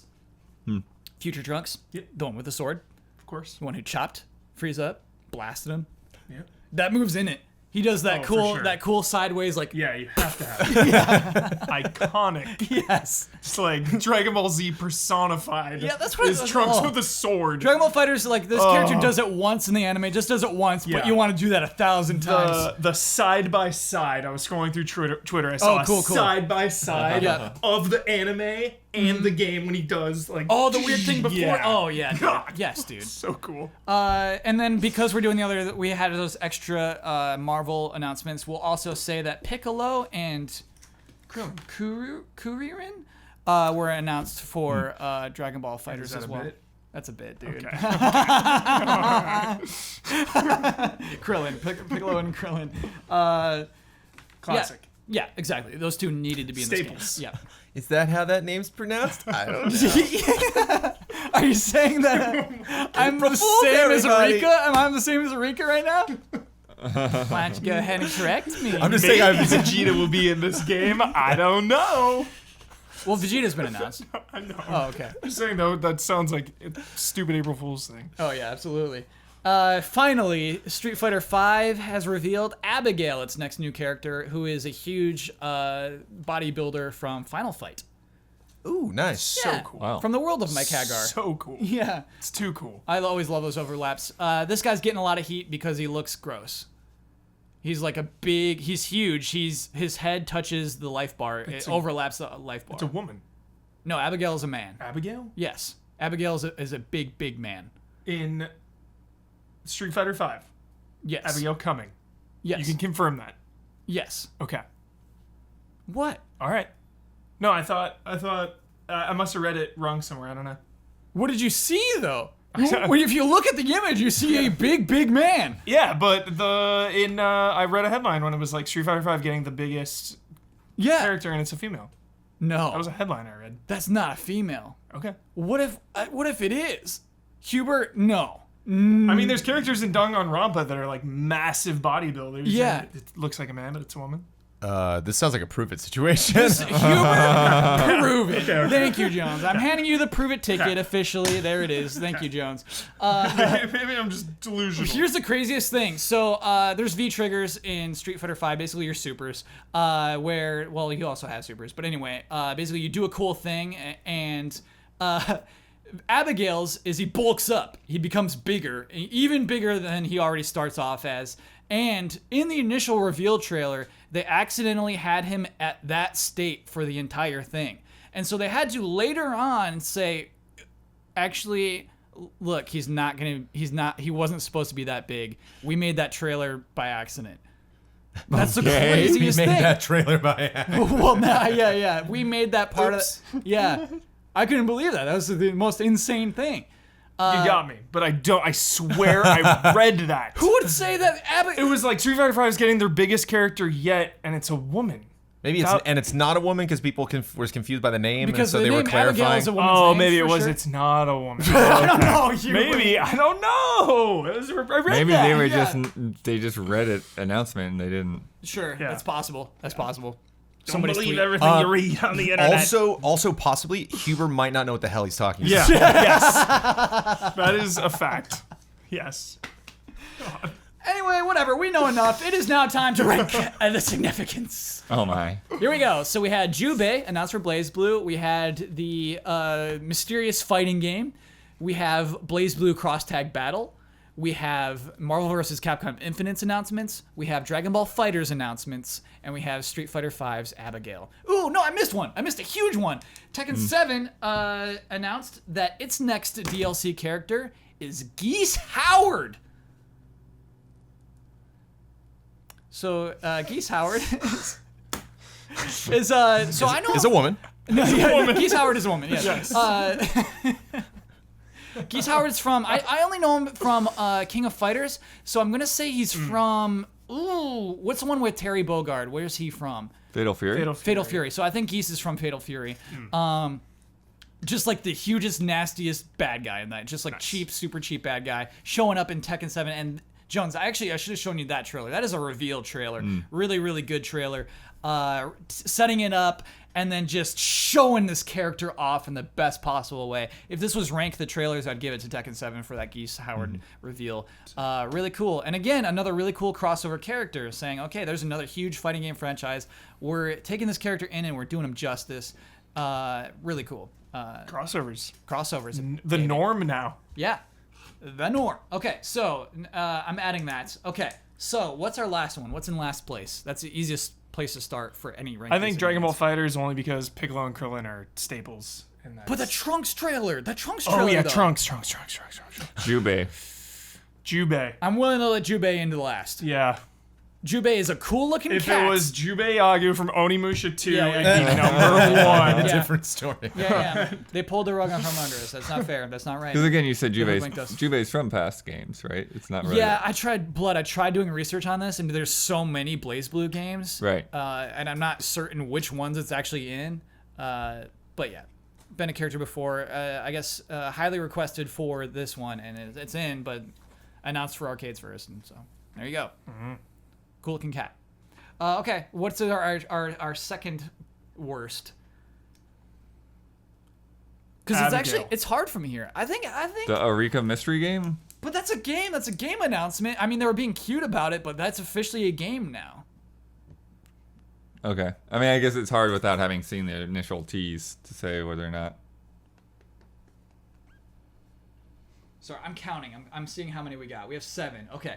7 announcements. 7th place is Jubei. Jones, where do you want in 7th place? Would you put that game announcement, or would you put 6th place? Yeah, 6th place. Or would you put Dragon Ball FighterZ or Street Fighter Abigail? I would either put Abigail or that the game announcement. Okay, we can do Abigail. Look, a lot of people hate Abigail. A lot of people really don't like how Abigail looks. Too cartoonish.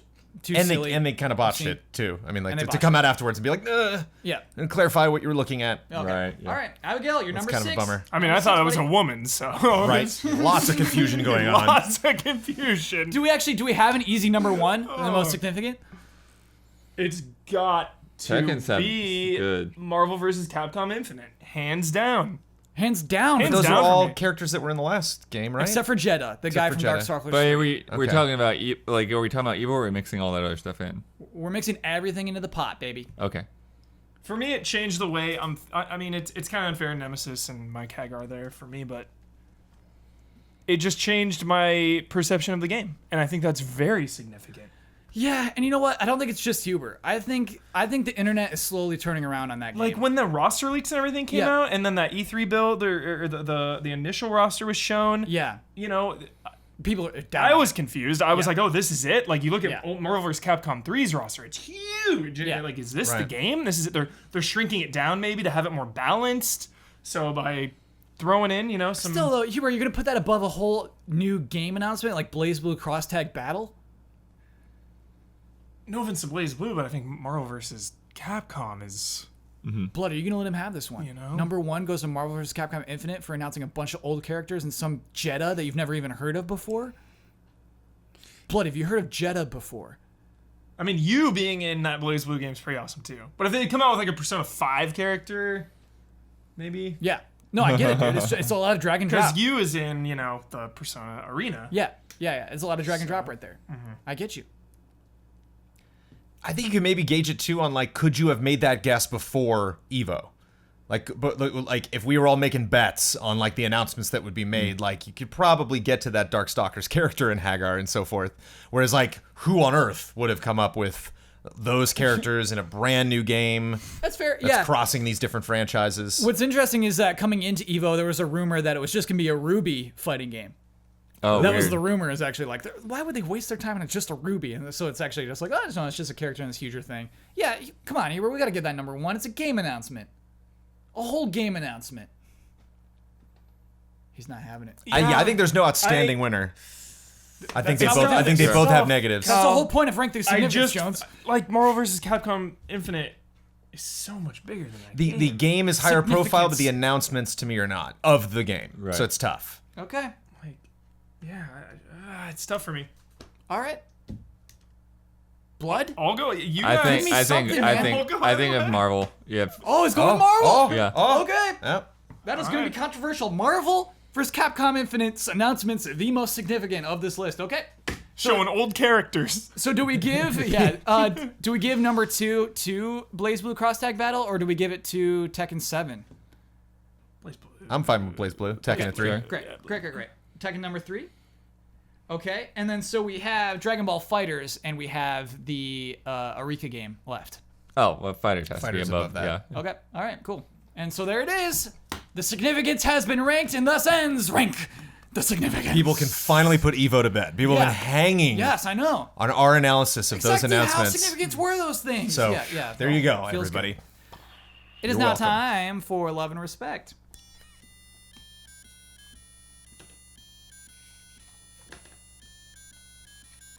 Love and respect. Jones did a closed eyes head bobble. Closed his eyes and did a head bobble. I don't know how am I supposed to. How am I supposed to do I this? feel like people listening to the podcast heard are gonna queue up the video just to see it. I gotta see the head bobble. Okay, this is a fun question. This is one that I like it. I like it when you read trends, commenters. I like it. I like it when you give us a new relevant questions. And I think this one is actually easy question. Actually, I think we might handle this one pretty Easy. quickly. Yeah. Easy Alliance. Hey allies, I hope you're all doing well. Is easy Botched question. it. Hard to read. Is Battle Royale about to become the new Horde mode? PlayerUnknown's Battlegrounds is already a runaway success on Steam, and when talking about the game, Ubisoft's Yves Guillemot, how'd I do? Yves? It's not Yves. Yves. Yeah. Yeah. Okay. Close. Thank Close you, enough. panel. Thank you, panel. All right. Closer than wrong. He said the company is watching Battlegrounds with interest, and that it might do something similar down the line. He went on to say, we look at what those guys are doing, and it's a type of gameplay that is very interesting, and that maybe is something you'll see in some of our DLCs in the future. Ghost Recon, right there. Yeah. Wildlands DLC. Heck yeah. Yep. Given the way this medium, so easy to put in. Yep. Yeah, given the way this medium tends to follow trends, are we about to see a rash of Battlegrounds clones? Will we see a host of Battle Royale modes being added to existing or upcoming games? If you think yes, do you feel the way the medium tends to copy successful ideas leads to us missing out on other cool ideas because they are all too busy trying to chase the new hotness? Love and respect, beating down Brian. Well, I mean, somebody came up with that idea for everyone to chase, so. Yeah. Okay. So to answer the first question, yes. Right? Like, yes, we're going to see more Battle Royale modes in many more games going forward. Just Cause 3 been talking about there's some multiplayer mod. I've been seeing some emails flying around about that. Jones' eyes lit up. Yeah. I don't think he saw that. Well, 2 got modded like crazy, so I wouldn't be surprised if they were locked and loaded to get in there and make their own games out of that. Yeah, it sounds like they're starting to like really capitalize on that, and so I could see that maybe. I don't know if it would be in the same vein. I haven't looked into it. I've just been seeing that like being a headline. Yeah, I think the answer is easy yes. I think a year from now, yes. 2 years from now, absolutely. I was trying to think about other games that like would fit that as well. I think any game. I think when you think of Horde mode, GTA right? Online. Yeah, GTA Online, absolutely. But I think even like Gears of War, you could do it. Absolutely, you could do that. You could do that in the next The Last of Us. Last of Us 2? Yeah, easy. Easy. It's all about the size of the environment, though. For this type of and game. in PlayerUnknown's Battlegrounds, it's huge, yeah, right? you gotta have a big environment. That's part though? of it too. I don't think you do. I don't think they all have to be that same. There's that pace of survival. There's that pace of not encountering anyone for a little while, then encountering someone and it being a big deal. Yeah. So I think, I don't think, I look back at Gears of War 4. Yeah. It would not work in Gears of War 4. The maps are just too small. So I think it would need to be...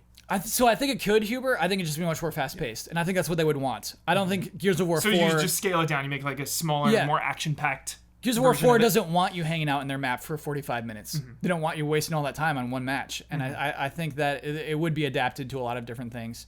And so, yeah, Blood, let's chase that last part of the question about... Will this be prohibitive to new ideas coming out? That everybody's chasing this new thing. Everybody's chasing a horde mode. Or everything. Far Cry. There's another one. Yeah. With Far Cry. I like it. There's a big map in Far Cry. You don't even worry about it. Yeah, not a lot of multiplayer in Far Cry, though. Yeah. Versus multiplayer in Far Cry? Oh, right. Oh, they've had it. They've done it. They've done it badly at times. It's... Yeah, I wouldn't be surprised. But we're talking Ubisoft saying, like, maybe we'll add it to DLCs. That's a meeting they've had. Yeah. For sure. I think for every single game we could bring up from Ubisoft, they've considered it. Mario and Rabbids, they're like, well, could we do it? I mean, honestly, I think that you got to consider all your options for that kind of thing. I like it in Last of Us Part 2. That'd be really cool. Yeah, for sure. But, like, Jones, is this like, bringing us back? Is it a bad idea that people aren't just coming up with new ideas instead of trying to chase what is already very successful for PlayerUnknown Battlegrounds? No, because I think it's one of those things that the concept is a true test of your game's how your game holds up in multiple circumstances. Like this is a wide open environment where people are running around killing each other. That's the game, right. And so what I think what really holds up is like how good the shooting is, how good the movement is, how realistic and also very non-realistic the physics are, like actually knowing like how far you can jump a car, or like how long it takes to slide, like actually getting the physicality of the game down, so like how you can dodge, how fast you can run, when you're in danger, when you're not. And so it'd be interesting to see some games applying this, and you can tell right away like this game was not built for this type of mode. You can't just drop that in and something like Gears or Far Cry or Ghost Recon will hold up. But at the same time, it might be interesting to see games that we did not think it would work, that this would be applied to. Lego games. This might seem like a tangent, but it's actually a question that I brought up at Comic-Con with the Lord of the Rings team with Middle-earth: Shadow of War, and I asked the developers, I'm like, are you surprised more people didn't steal the Nemesis system? Because I thought that was going to be rampant. I thought I was going to see that all over the place. I'm curious how they responded. And not a lot of people have, maybe just out of just intimidation, just being like, there's so many complicated systems going on there. That was their excuse? Maybe they're too intimidated to try that. Yeah, no, that's me. That's me putting it on them. Right. They didn't say that specifically. Right. But yeah, I actually don't get upset about that stuff. When there's like a new trend and everyone's like, okay, let's try it. Like, I don't I don't wag my finger and say like you need to be more creative, especially with a franchise, with a game like he's saying with DLC. It's like if we've already released this game, we already have an audience playing it. Like let's just try it. Let's see if it works. Let's see if something that they'll take to, and possibly something that when we make the next Ghost Recon, it can maybe be built on that concept. Yeah, Huber, I'm going to be cynical for a second, and correct me if I'm wrong here. I think that the people making DLC for AAA games are not the creatives. I don't think the next big mode comes from them. I think it comes from the independents, like PlayerUnknown's Battlegrounds. The creator of the Evil Within DLC is directing the Evil Within 2 because he did so Great, well. I love a counterpoint. Absolutely. Thank you, Huber. Yeah. Well, I would say, probably one difference with, say, something like the Nemesis system versus something like this is the Nemesis system is still very tailored to a single player experience. Like that's entirely about that. And so while it's something that a lot of people are going to appreciate, a lot of critics are going to praise, it's not the thing that's turning heads and this is the unexpected new hotness that like thousands and thousands of people are playing every day. Like PlayerUnknown's Battleground. Yeah. Like people are going to go through like Shadow of Mordor, Shadow of War, once or twice. Yeah. Trade it in. Hang it up. But they're not going to be sitting there for like months at a time playing those games. Yeah. Yeah. I guess what I meant to say, Huber and Blood, is that like it's not like do not lament the good ideas that were tossed into the trash. Those like I don't think that the AAA games are the incubators for those ideas, and so I think it's just replacing some other idea they would have copied. It's just instead of copying Horde mode, they're going to copy this one instead. Sure. And you think about it too, it's like taking Horde mode. It's kind of an example. It's like like sort of everybody tried to do that for a bit, and some of them stood out and stood separately compared to others, the stuff that Halo did, like people really got into that. The stuff that Mass Effect 3 did, people really got into that. I don't appreciate when people, call something just a clone, Every game has its own identity. And Splatoon 2, we played Salmon Run earlier tonight, and it's like a Horde mode. It's basically a Horde mode, but and then like at first it's like, okay, I don't really know that I'm going to care about that, but it's like they've done enough in there for me to be like, I'm going to keep trying to get better. I look at Neo, everyone's like, oh, Souls clone, Neo is praised, but it's also, people call it a copy of Souls, but I think, it has the Kai Pulse, is it Key or Kai? It's Key. Okay. Has the Key Definitely Pulse, Key. which is like a game-changing mechanic for Soul-style combat, so... I remember I got a lot of negative feedback back at Game Trailers where I did a top 5 list that it was the top 5 comic properties that need the Arkham treatment. And I was not expecting this, but a lot of the people were just like, no, they should come up with their own ideas. Don't just take the Arkham model and just copy paste it everywhere. And it's kind of like, I don't know what licensed games you have been playing where you think that that's gonna happen, that all of these licensed properties are gonna each get a developer behind it like Rocksteady that cares enough to really put in the work and really adapt it to our own specific systems. That just doesn't happen. It's not the world we live in. You got Spider-Man. So even if exactly, it's rare that you get these devs that come in, they're like, we're gonna make our own story where it's not gonna be tied to anything else. And so I'm like, in the world that I live in, I wouldn't mind if Punisher just copied it, because that's the best. Might be the best Punisher game we're gonna get. Punisher on PS2s, or Judge Dredd, or Spawn. I think of those some of the names that came up. And so that Wolverine game is fairly close. And we talked about right before the stream. We talked about, I guess it was the Captain America game that kind of took some of the systems there. So I'd rather have that than a bad, comic property game. And so again, I don't think it's I kind of like that trend because it for me it's hit or miss. It's like for all of the properties that could just very lazily copy this thing that someone else is doing, you might strike gold. You might get a franchise that is the perfect fit for it. So fingers crossed. All right, let's go nuts. Let's do another hard one. Hey allies, Colton from Ohio here. I'd like to get to know the panel's thoughts on the recently released game called Fortnite and how the game is sold. Fortnite's standard price is $40, and they have higher tiers going up to even $200. What's wrong? No. Right. Standard price is nothing. It's a free-to-play game. It's free to play. It's a free-to-play game, but you can pay Right. for a founders pack to have early access.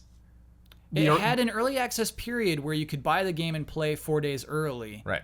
The drawback for most is that Epic Games have announced the game will be free to play next year and haven't discussed what limitations that version will have. Is this incorrect? What?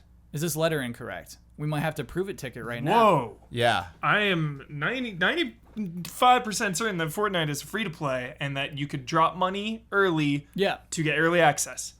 That is what I was. Yeah, I think that's all correct, but I don't think it's free to play for another year if this letter is to be understood correctly.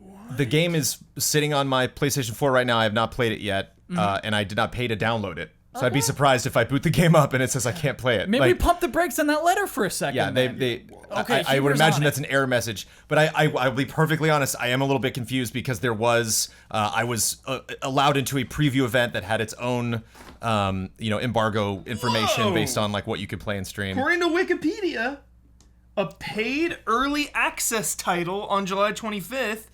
With a full free-to-play release expected in 2018. I'm gonna keep reading this letter, Jones. Whoa! I'm gonna keep writing this one. Crazy. Yeah. So if I like boot that game up, it'll be like you can't play. Just give us some money. How do I then give money to the game I've already downloaded? I couldn't tell you, Jones. You know? Yeah. What? So let's go on. This makes this even more interesting. That's fine. This sword, what it says. so weird. First of all, Fortnite was announced as a free-to-play game in May 2014. Oh yeah, that's part of this, dude. let's, That's part of this. That's why it's confusing. Yeah. Whoa. Okay. So the drawback for most is that Epic Games have announced the game will be free to play next year and haven't discussed what limitations that version will have. I have the game and I'm enjoying the game, but I can't get friends to join in on the fun. Even at $40, their response is, I'll wait till it's free to play next year. And I tell them it probably won't be the full version and won't have all the heroes, but they still don't care. What gives, allies? This is Drive Club. Was this a all over good again. decision for Epic to have a paid version now, but announce it will be free to play later? Thanks and love and respect. Remember, Drive Club had that whole promise of when the PS4 would launch, there was going to be the free version, and then and then they talked about the differences that there would be between the free version and the paid version and all that. But then game got delayed. Game came out first. Game had online issues. Yeah. Free version was nowhere to be seen. Yeah. Devil's advocate, we live in a world where I feel like games get released multiple times because of early access and everything. Oh, totally. Yeah. I think that is a good thing for them because they get to re-hype and relaunch their game. Sure, I guess we'll be talking about the game again when it comes I can't believe when you in 2018, it's like, oh, Fortnite's out again. You know? When you told me the other day, you're like, so Ark Survival Evolved's getting launched, and I'm like, that game's not out. Yeah. Not coming out until the 8th. 500 updates. There's dinosaurs riding mechs, riding laser ships in that game, and they're like, and we're finally out. Like, it is funny. It is funny that this game comes out so close to Lawbreakers because I remember Cliff Bleszinski announcing Fortnite. You know, so he left Epic, started his own studio, and completed his own game in the time it took for this game to come from announcement to release, and apparently not even full release yet. It's this weird $40 thing. And so Colton here, did I get that name right? Yes. Colton is trying to say, hey, buddies, play this game with me, please. So right now on the PlayStation Store, it says full game and the price is free. It's free, yeah. That's what I wanted to say too. Is I saw that and I was like, oh, it's free, I can play it. But then I remember hearing about you got to buy the Founders Pack or whatever, and those are there the $40. I think there's an $80. Okay, so there's a deluxe Founders Pack for $60. Yeah. There's a limited edition Founders Pack for $149. There's a standard for $40. Yeah. Wait, so is there a $200 $200 version? There's a $90 version. I'm still looking through. It's like a weird Kickstarter. Yes. It's purely just for investment purposes, and I think Drive Club is a different perspective because is there anything else? $150, but maybe there's a physical version. Is there anything else that Dev is doing other than Drive Club? Is that the meat and potatoes of that company? Is that game? That dev's gone, man. As far as the dev's gone now. But I mean, but it was. Did they have their hands in anything else other than Drive Club?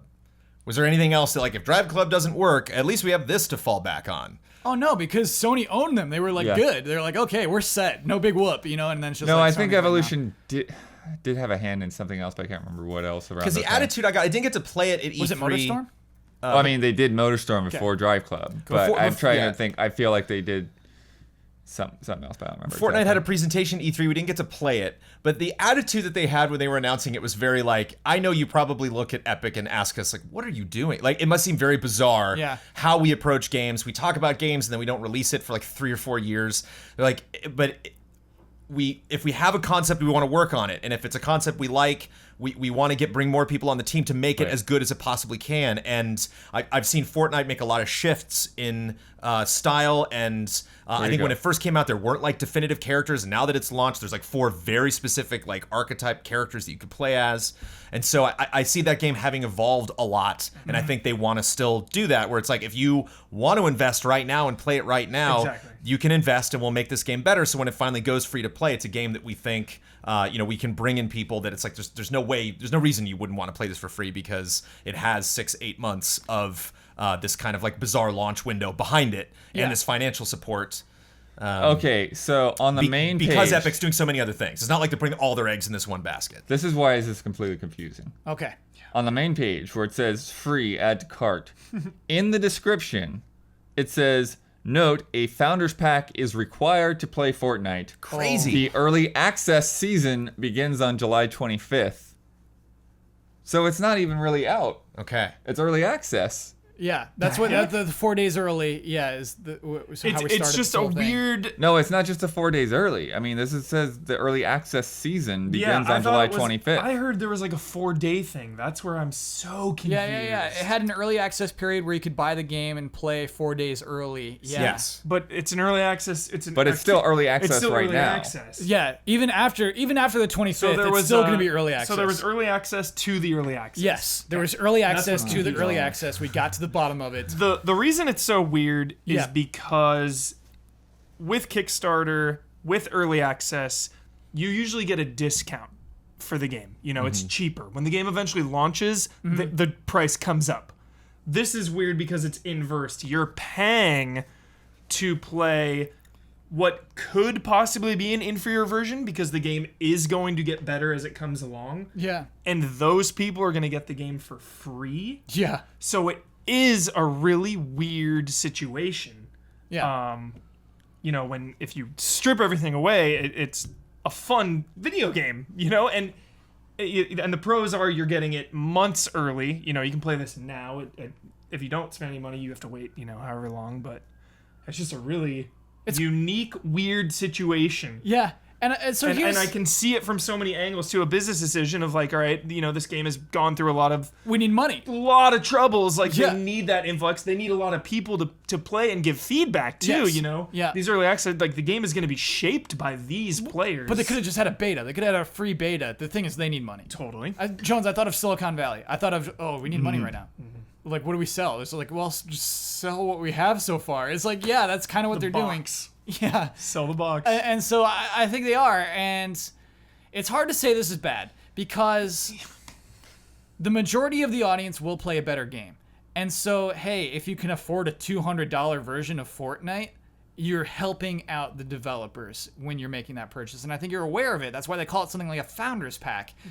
I think they're being pretty upfront about what that means when they call it a Founders Pack. There's so much weird stuff in the $60 version. You can pay for the early access if you want to. 10 giftable XP boosts for friends? Oh, okay. I just like... This stuff grosses me out. It really does, I like a Crash Bandicoot trilogy where you just buy 3 games, Yeah. Like, nice. 50 extra Volts inventory slots. You're buying inventory slots? You do buy inventory slots, yes, absolutely. But you'll never have to buy them again. Whenever those other bozos are trying to play the free-to-play version, you're laughing. You have a huge inventory. Oh, yeah, like free-to-play inventory space, you're screwed. Yeah. Oh, my God, yeah, like Lord of the Rings Online. You could only have like one bag of goods. And in MMO, when you go out and explore, you have to like keep coming back. And so this is a crafting game. And so like think of your inventory in a crafting game. Yeah. Harsh. To Colton, we have to give advice to Colton who's saying, hey, I want to get my friends to play this game. I want to talk them into buying this game now. Because it's fun. Yeah. Jones and I have both played it. This is a very fun game. Mm-hmm. Just want to get that out there. And so like getting in for $40 on a fun game is you can make an argument for that. It's still cheaper than another new game, right? Yeah. Mm-hmm. It's just hard to say buy this game for $40 now that will be free next year. We started this podcast talking about fighting game campaigns and making the purchase easier. Yes. They're not making this purchase easy. They're not making it easy. This is a hard purchase. But it's like you said, Kyle. They're like, like we need the money. Yeah. And like I don't know if need really comes into it. Like I think they're in a comfortable enough place here that they're kind of like we are as Easy Allies. It's like we're allowing you to decide how big this is. Sure. We're letting this early access fan base determine how important this game is to this audience, how much they want to invest in it, and then how many characters we can add, how many items we can add, how we can improve this game by the time it actually goes free to play. But Jones, absolutely, we need money. We looked at each other and said we need money. It's not like we're just doing Easy Allies and just like lying on our backs. Yeah. It's not like. Yeah, and the other thing is just. But it's scalable. Yes. It's like we can adapt to the size of Easy Allies, and I think they can too. Like it's not like we have this set goal and man, we hit that, and if we don't, oh, we're so sad Fortnite wasn't that big. It's like, oh, that's how much money we got. That's what Fortnite is. Yeah, it just that whole that upfront communication is just super weird to me though. It's like game free. Yeah, exactly. I Can't was play it That's without the $40 pack. I was Yeah. with Brad and like going through the PS store and I saw that's why I was so You confused. can't be the when only this- one. You cannot be the Yeah. only person who did that. Yeah. I was like, oh, Fortnite's out. Like, let's play. He's like, oh, I'm gonna play on PC. And again, I was like, okay. to do benefit of the doubt there, I'm going to say that maybe that's a fault of the PlayStation Store and the way that you're classifying things on the PlayStation Store. If it is going to be free to play eventually, The client is free, but Yeah. the access depends on which Yeah. package and you there's buy. there's a whole like category for free to play games on the store, and they wanted to be in that. Because you don't want to have like 9 versions of this game Yeah. on the store, like Fortnite $40, Right. Fortnite $50. Like, Yeah. So you just have the one with all the I'm other. gonna say that's what that was, Yeah. but that's bad. We can all say that's bad. That looks bad. That's not a good way to advertise your game. For now, Especially because for years they've been saying it's a free to play game. yeah, it was announced as a free to play game, and so yeah, to Colton, I would say that's a hard sell to your friends. You're asking your friends to pay $40 for something they could get for free eventually, and yes, you are getting value out of that $40. They're gonna have to pay for their inventory slots and for their characters most likely, but just realize how hard that is. That's a task in front of you. You're asking them to do you a favor, basically. If you're saying, "Come on, buddies, play this game with me," that's a $40 free to play game. I think that's a hard sell. My best friend Bradley Ellis. It is going to be a hard sell to get him to play this game with me. Mm-hmm. When I thought it was free. Because time ain't free. Yeah. Like, there's a lot of video games. That's not a knock to Fortnite at all. Mm-hmm. Again, Fortnite is really fun. And crafting and all that thing, you know me, Jones, like crafting intimidates me. But Fortnite does it in a way where it feels easy, accessible, like I'm not overwhelmed. Granted I only played a couple of the early stages, but like tying it into horde-based shooting, I can be comfortable with that, and then maybe rely on my team to build some more stuff. It's a fun game. Yeah. Maybe next year. We'll see. Yeah, 2018, is that January? Is that April? Is that Is it gonna be April? I mean, So let's get into bets. Let's talk about Fortnite bets. free.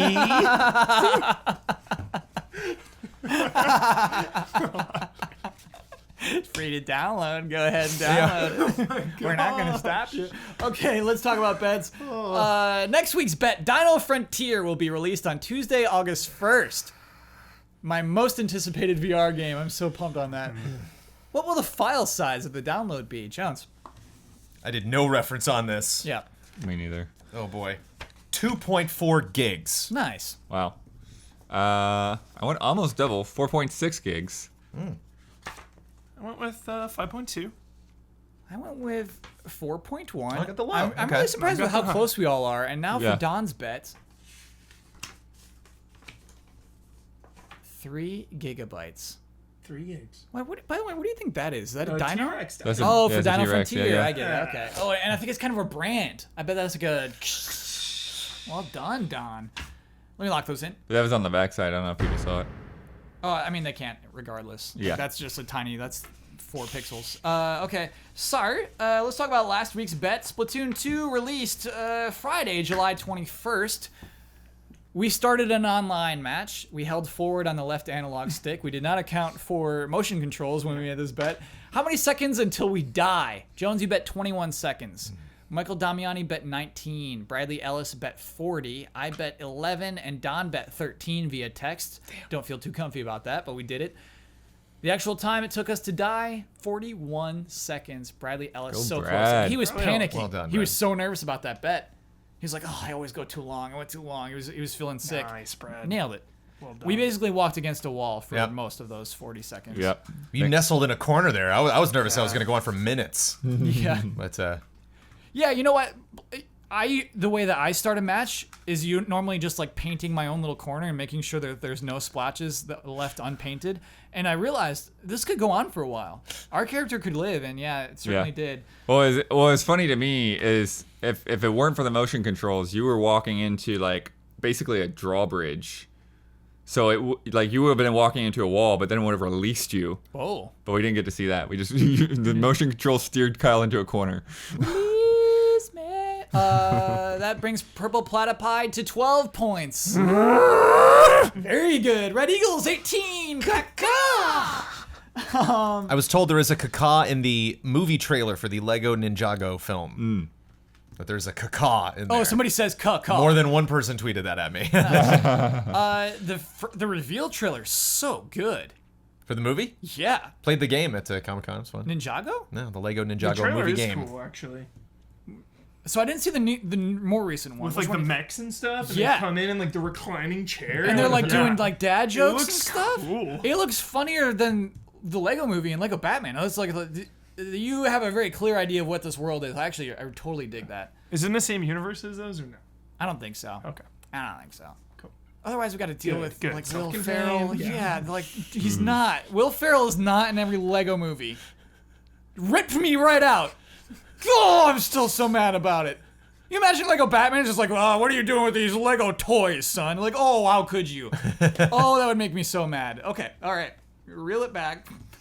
It's like you talk about you being live and you had to uninstall Overwatch Live. Like I'm gonna just rile yourself up. snap a Blu-ray in half. So let's talk about Step Brothers.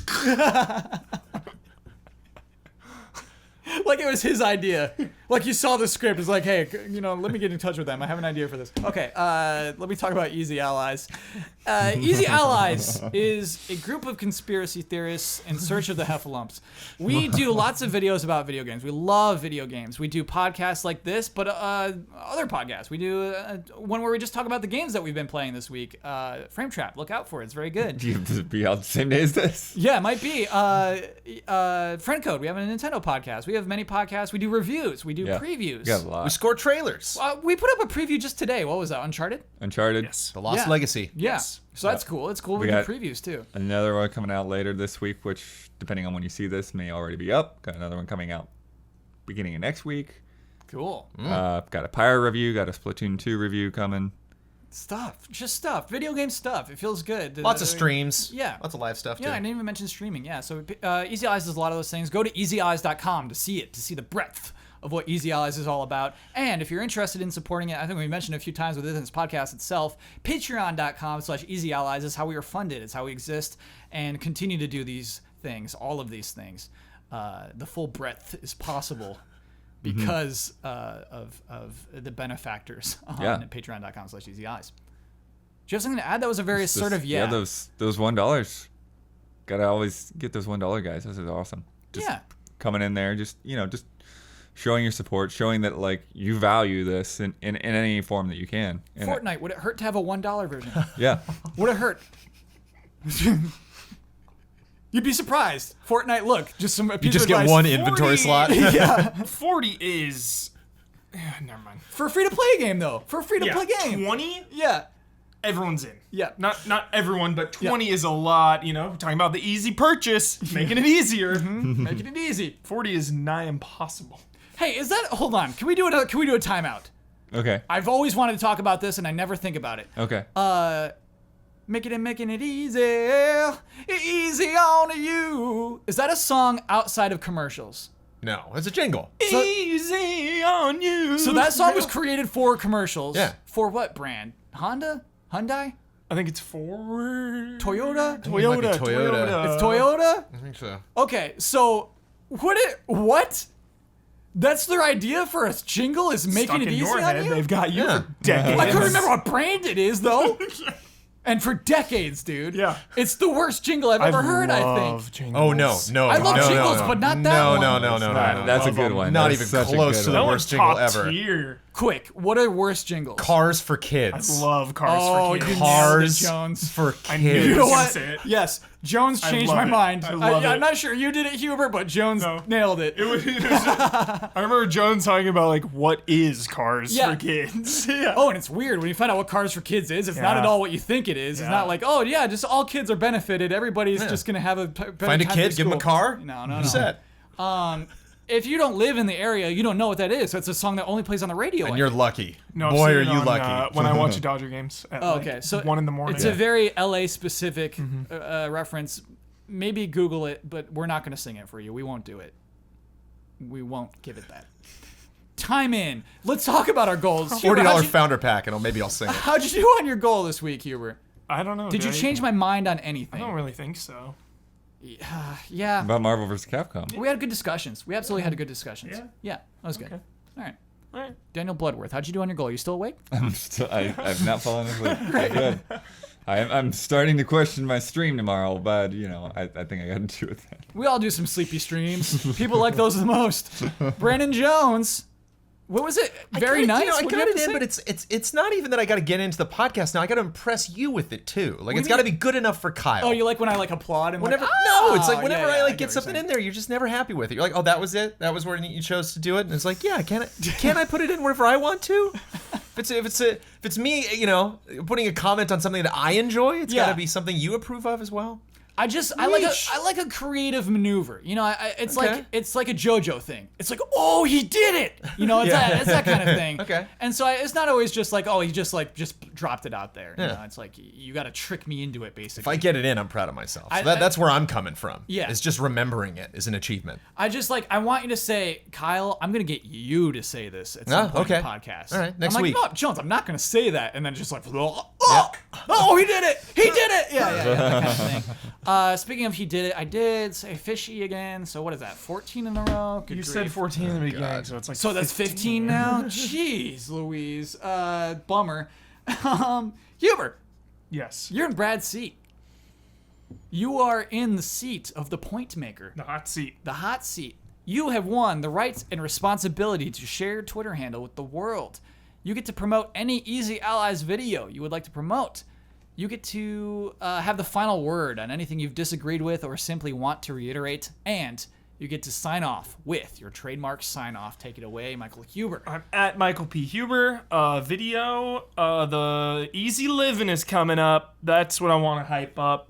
What is Easy Living? Easy Living is a 50-hour marathon stream featuring all 9 Easy Allies living under one roof in a beach house. It's so weird. Living in a beach house for 50 straight hours, streaming a ton of games, and that'll be August 4th at through the 6th. 10 p.m. p.m. Pacific time. Yes, for 50 hours. So hype that up.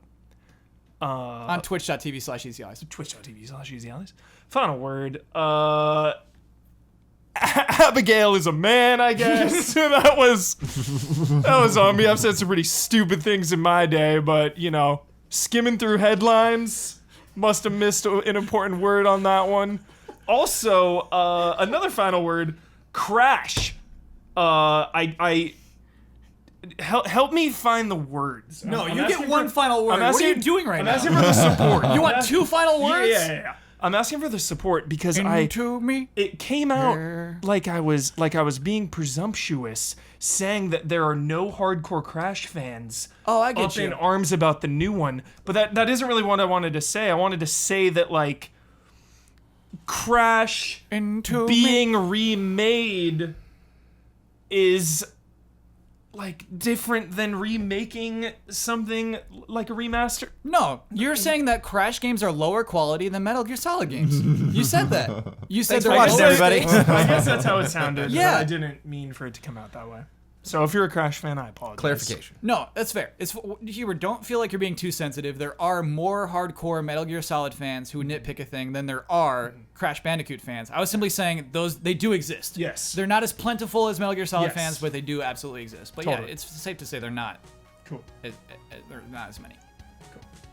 Trademark send off. Yeah.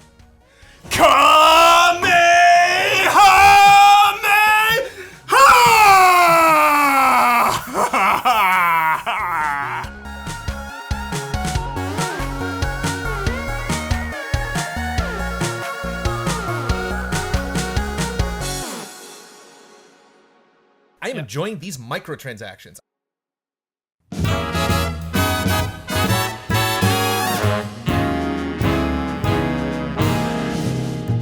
The Easy Allies would like to thank our Patreon podcast producers. We apologize in advance for all the ally names we are about to misspell and mispronounce. Crediar, Ebb Software, L. Thanis, Hogue Law, I. Keyless, King Art Games, Michael Kozachenko, Mango, Richard Smuts. Nick, Walker Hope, Cameron Hendry, Greg Kettering, Will Schmuck. Bradley Spees, Caleb Aranda, Professor Metal Gear, Zachary Wingate, John Tyson, Ken Lair, Beaten Down Brian, Mike Hook 1, Mauricio Fuentes, Silent Consonant, Andrew Reif, Janny Markula, Sigma, Dan Sebring, Robert Stoffel, Stephen Blomkamp, Corey Jackson, Jason Erickson, Mylene LaPearl Vanass, Andrew Bailey, Leanne Alexandru, Rusev, Anti-Ataraxia, Richard G. Flowers, Yobuts, Michael Bisegli, Caden Geist, Demos Clay, Nate Killick, Dave Red, Thomas Wigginton Jr., Eduardo Ortiz, Ramiro Castillo Pereira, Neil Bruce, Jared Reif, 44 stars, Matthew Pauling, Gino A. Leet, Carl Williams, Yasser Aluseni, Jason A. Sackle, Candy Coated Thorns, G. Levin, Charles Anthony Iapicino, G. Ken, Tim O'Keefe, Hitman 47, Ryan Anderson, Nicholas Owens, Colt Doss, Paul Nalsund, Alexandra Breveglieri, Cody Harden, Jay Shee, Wobess, Marcel Giru 17 Froelich, Yong Lee, Jesse K, Mark Bianchin, Phoenix Doss, Akira Sendo, Lee Young, Congolator, Andrew Kidd, Thomas Gonzalez, Peter Davis, Hudson Bilbrey, Rack, Samuel Justice, Adam Pryor, Brad Lohman, Gary Fair, Wesley McDonald, Matthias Hesselvig Jensen, Ian Santa Anna, Jake Musser, Tim Strothman, Caleb Crawford, DRD 7 of 14, Blue Suitor, Todd Yurkovic, Joe Burns, Jordan Phillips, Haya, Patrick Chong, Casey, Monica, Chum Nguyen, Sergio Ruben Hernandez Gallegos, John Lipari, Stephen Last, Ahmad Naki, Missile Mage, Jesse Vitelli, Jeremiah Snowden, The Banana Forklift Killer, Joaquim Morovuo, Gustav Strombaum, Kelvin Hartanto, Marcel Markov, Mark J. Betters II, Nefertiti Jenkins, Joel Olson, David Wen, Randy Puckett, Luke Arnold, Matthew Holcomb, Daryl Schramm, Brent Phillips, Leaf Johnson, Skender Yashari, Maria Smith, Catherine Lai, Gary James, Kit Snow, Ian Bradburn, Robert Crouch, Michael Schreiber, Mikhail Agnel, Sven von Brand, Ulf himself, John Prey, By Menace, V8 Dave, Nasser, Joseph Caruso, Sean Clinton, Fabian Schuster, The Solar Sailor, Mikkel Bach Sorensen, Jesper Lawson, Anthony DC1, Luis Ibarra, Adam Damon, Tony Knox, C-Note 51, Isun Chor, Forrest, Caleb Ledoux, Thomas Einsporn, Bry Guy, Jamie Jackman, Zyla Wolfbane, MMNHGYGCCDDRTY, Alexander Schiller, The Classiest Hobo, Neil Brophy, Boris Scherl, Captain Fancy Pants, Gavin Kerr, Michael Eaton, Zinterax, Modren, Stephen Cowan, Tetsujin, Connor Rosine, Andy Zolkeefley, Paul Bishop, Sean Smith, Travis Miosi, Trey Whetstone, Matt McCarthy, Eric Crone, Sean Mackey, Leroy Anderson, Jonas Andreas Sibison, Reed Johnson, Joetown, Manuel Thomas, Peter Wen, Luke Bennett, Eric Copon, Adam Scherenbrock, Not Jack, Kurzistav Rogowski, Allison Burt, Anna Lancaster, Bjornor Haraldsvik, Alfredo Gonzalez, Sean De Almeida, Zach Bardsley, Chris Sleep, Saturn, Ace Jackson 777, Mokiki, Jacob Whittington, Charlie, Serial Gamer, Lauren Yvonne, Wouter DeHaze, Michael Favacci, Eric Maynard, Cartridge Brothers, Dennis Franklin, Renee Klut, Gonzas Elite, Bernardo Del Castillo, Leon Keys, Mugen Himura, Raymond Lee, Clay Roberts, Victor Villarreal, Ritz 1906, Todd Paxton, David Paulus of 5 Minutes of Mystery, Fast Mower, Joseph Bralantes, Faraz Rizvi, Dakota Hayes, Zoostick, Don Turner, Mumble Mumbleton, Masuki 211, Kyle Bradford, Jesse Fish, Jason Joint, Edison S. Prada Jr., Marty Savage, Travis Ing, Bryce Ray Parker, Ahmed Al-Rashed, Tuttle, Beth, Furious Action Gamer, Jonathan and Amy Alconis, Stuart Siddall, William Kirk, Reiner Lipp, everyone who bought a copy of Bosman v. Wozniak Poems of Tetris, G-Sith, Mac Reed, Connor Ross, Matt Gunther, Evan Eng, Joshua Vanswall, Eric Gustafson, Refill, Sebastian Trier, Andreas Soland Peterson, Bonnie and Jason Connor, Alex AI, Jeffrey Daniel Lasley, Stephen Walther, Rock Gordon, Carlos Oniga, Muzamil Pabani, Ryan Cohen, Adam Mullaney, Link666 Goron, Peter Campbell, Terrence Ireland, Simon Gauthier, Momo Rashid, M. Legend, Matthias Larson, Marcus Hankins,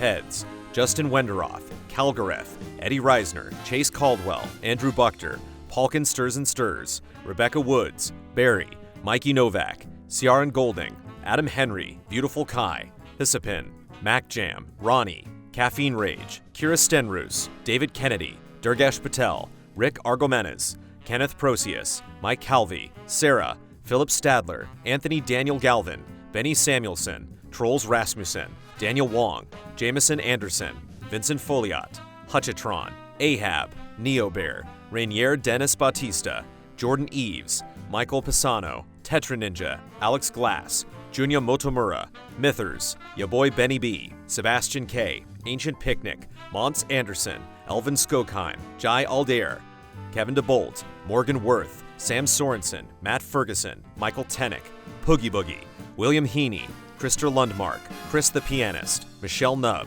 Sandra and Richard Acero, Robert Marquardt, Carlos Gonzalez, David Tran, Monica X. Avaria, Adam Barker, Philip Klarskov Jensen, Niels Frederick Elbol, Sun Pham, David Amaro, Alex Monaco, Evan Anderson, Nuno Amaral, Galen, Moxley Hagert, Twisted Heart, David Boyarski, Rahiv Maharaj, Toasty Soul, Sean McGing, Pete Cerny, Dagath, Joaquin Wiederberg, Christopher Santos, Marco Flores, Sam Handrick, Tarek Leham, Christian Hundorf, Andreas Koter, Extravaganza, Gali Gutierrez, Addison Muir, The Fatty Show, Jason Shields, Rickster EXE, Minimek, Julio Ruiz, Lars Berger, Steven Insler, Lorenzo, Remy Loisel, Jordan Kirk, Christopher Dixon, Ali Douglas, Peter Shoemaker, Repus Edud, Irvin De La Torre, Cyberboa, Christoph Fatui, Azazel Valkyrie, Garrett Fawkes, Christopher Foss, Outcast Writer, Chris Bennett, Liam Ahern, Helping Leon,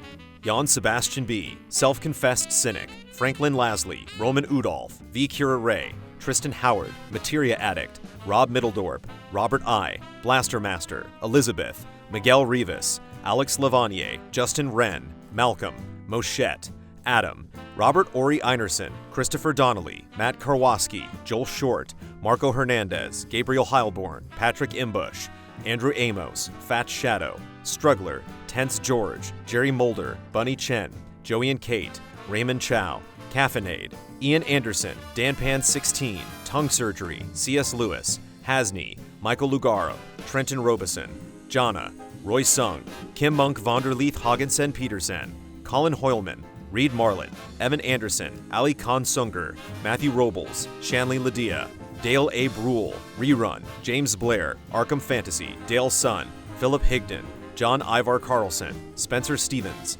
Evan Hindra, Impact 93, Siahi Jabbar, Russell Bateman, Rory McGuire, Elliot Moscow, Daniel Fuchs, Jonas, Ivan Ponce, Adam Warizek, Sean Essen, Sebastian Urban, Marco Zanone, Alec Church.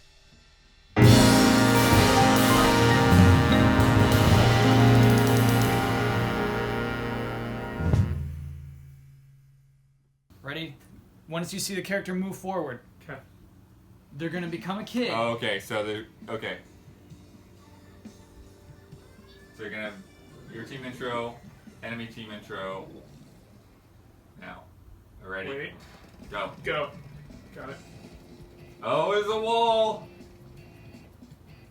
Wait, is that still forward? You kind of moved. No, he's holding forward. Yeah, but he's moving the cursor. But now he's got a wall anyways. Blood heavily criticizing the analog movement. Look straight to me. Well, but he's Oh, still in no. controller though. Oh, I see what Blood's talking about. Motion controls were not a factor that we planned on. It's alright. As it lies. Oh no, you're invincible. Oh, Oh! the rain. Survive the rain. That rain's not coming back. Who am I? What time am I rooting for right now? Oh, And time. I gotcha. Time. 41 seconds. Okay. 43, but I stopped late. So 41.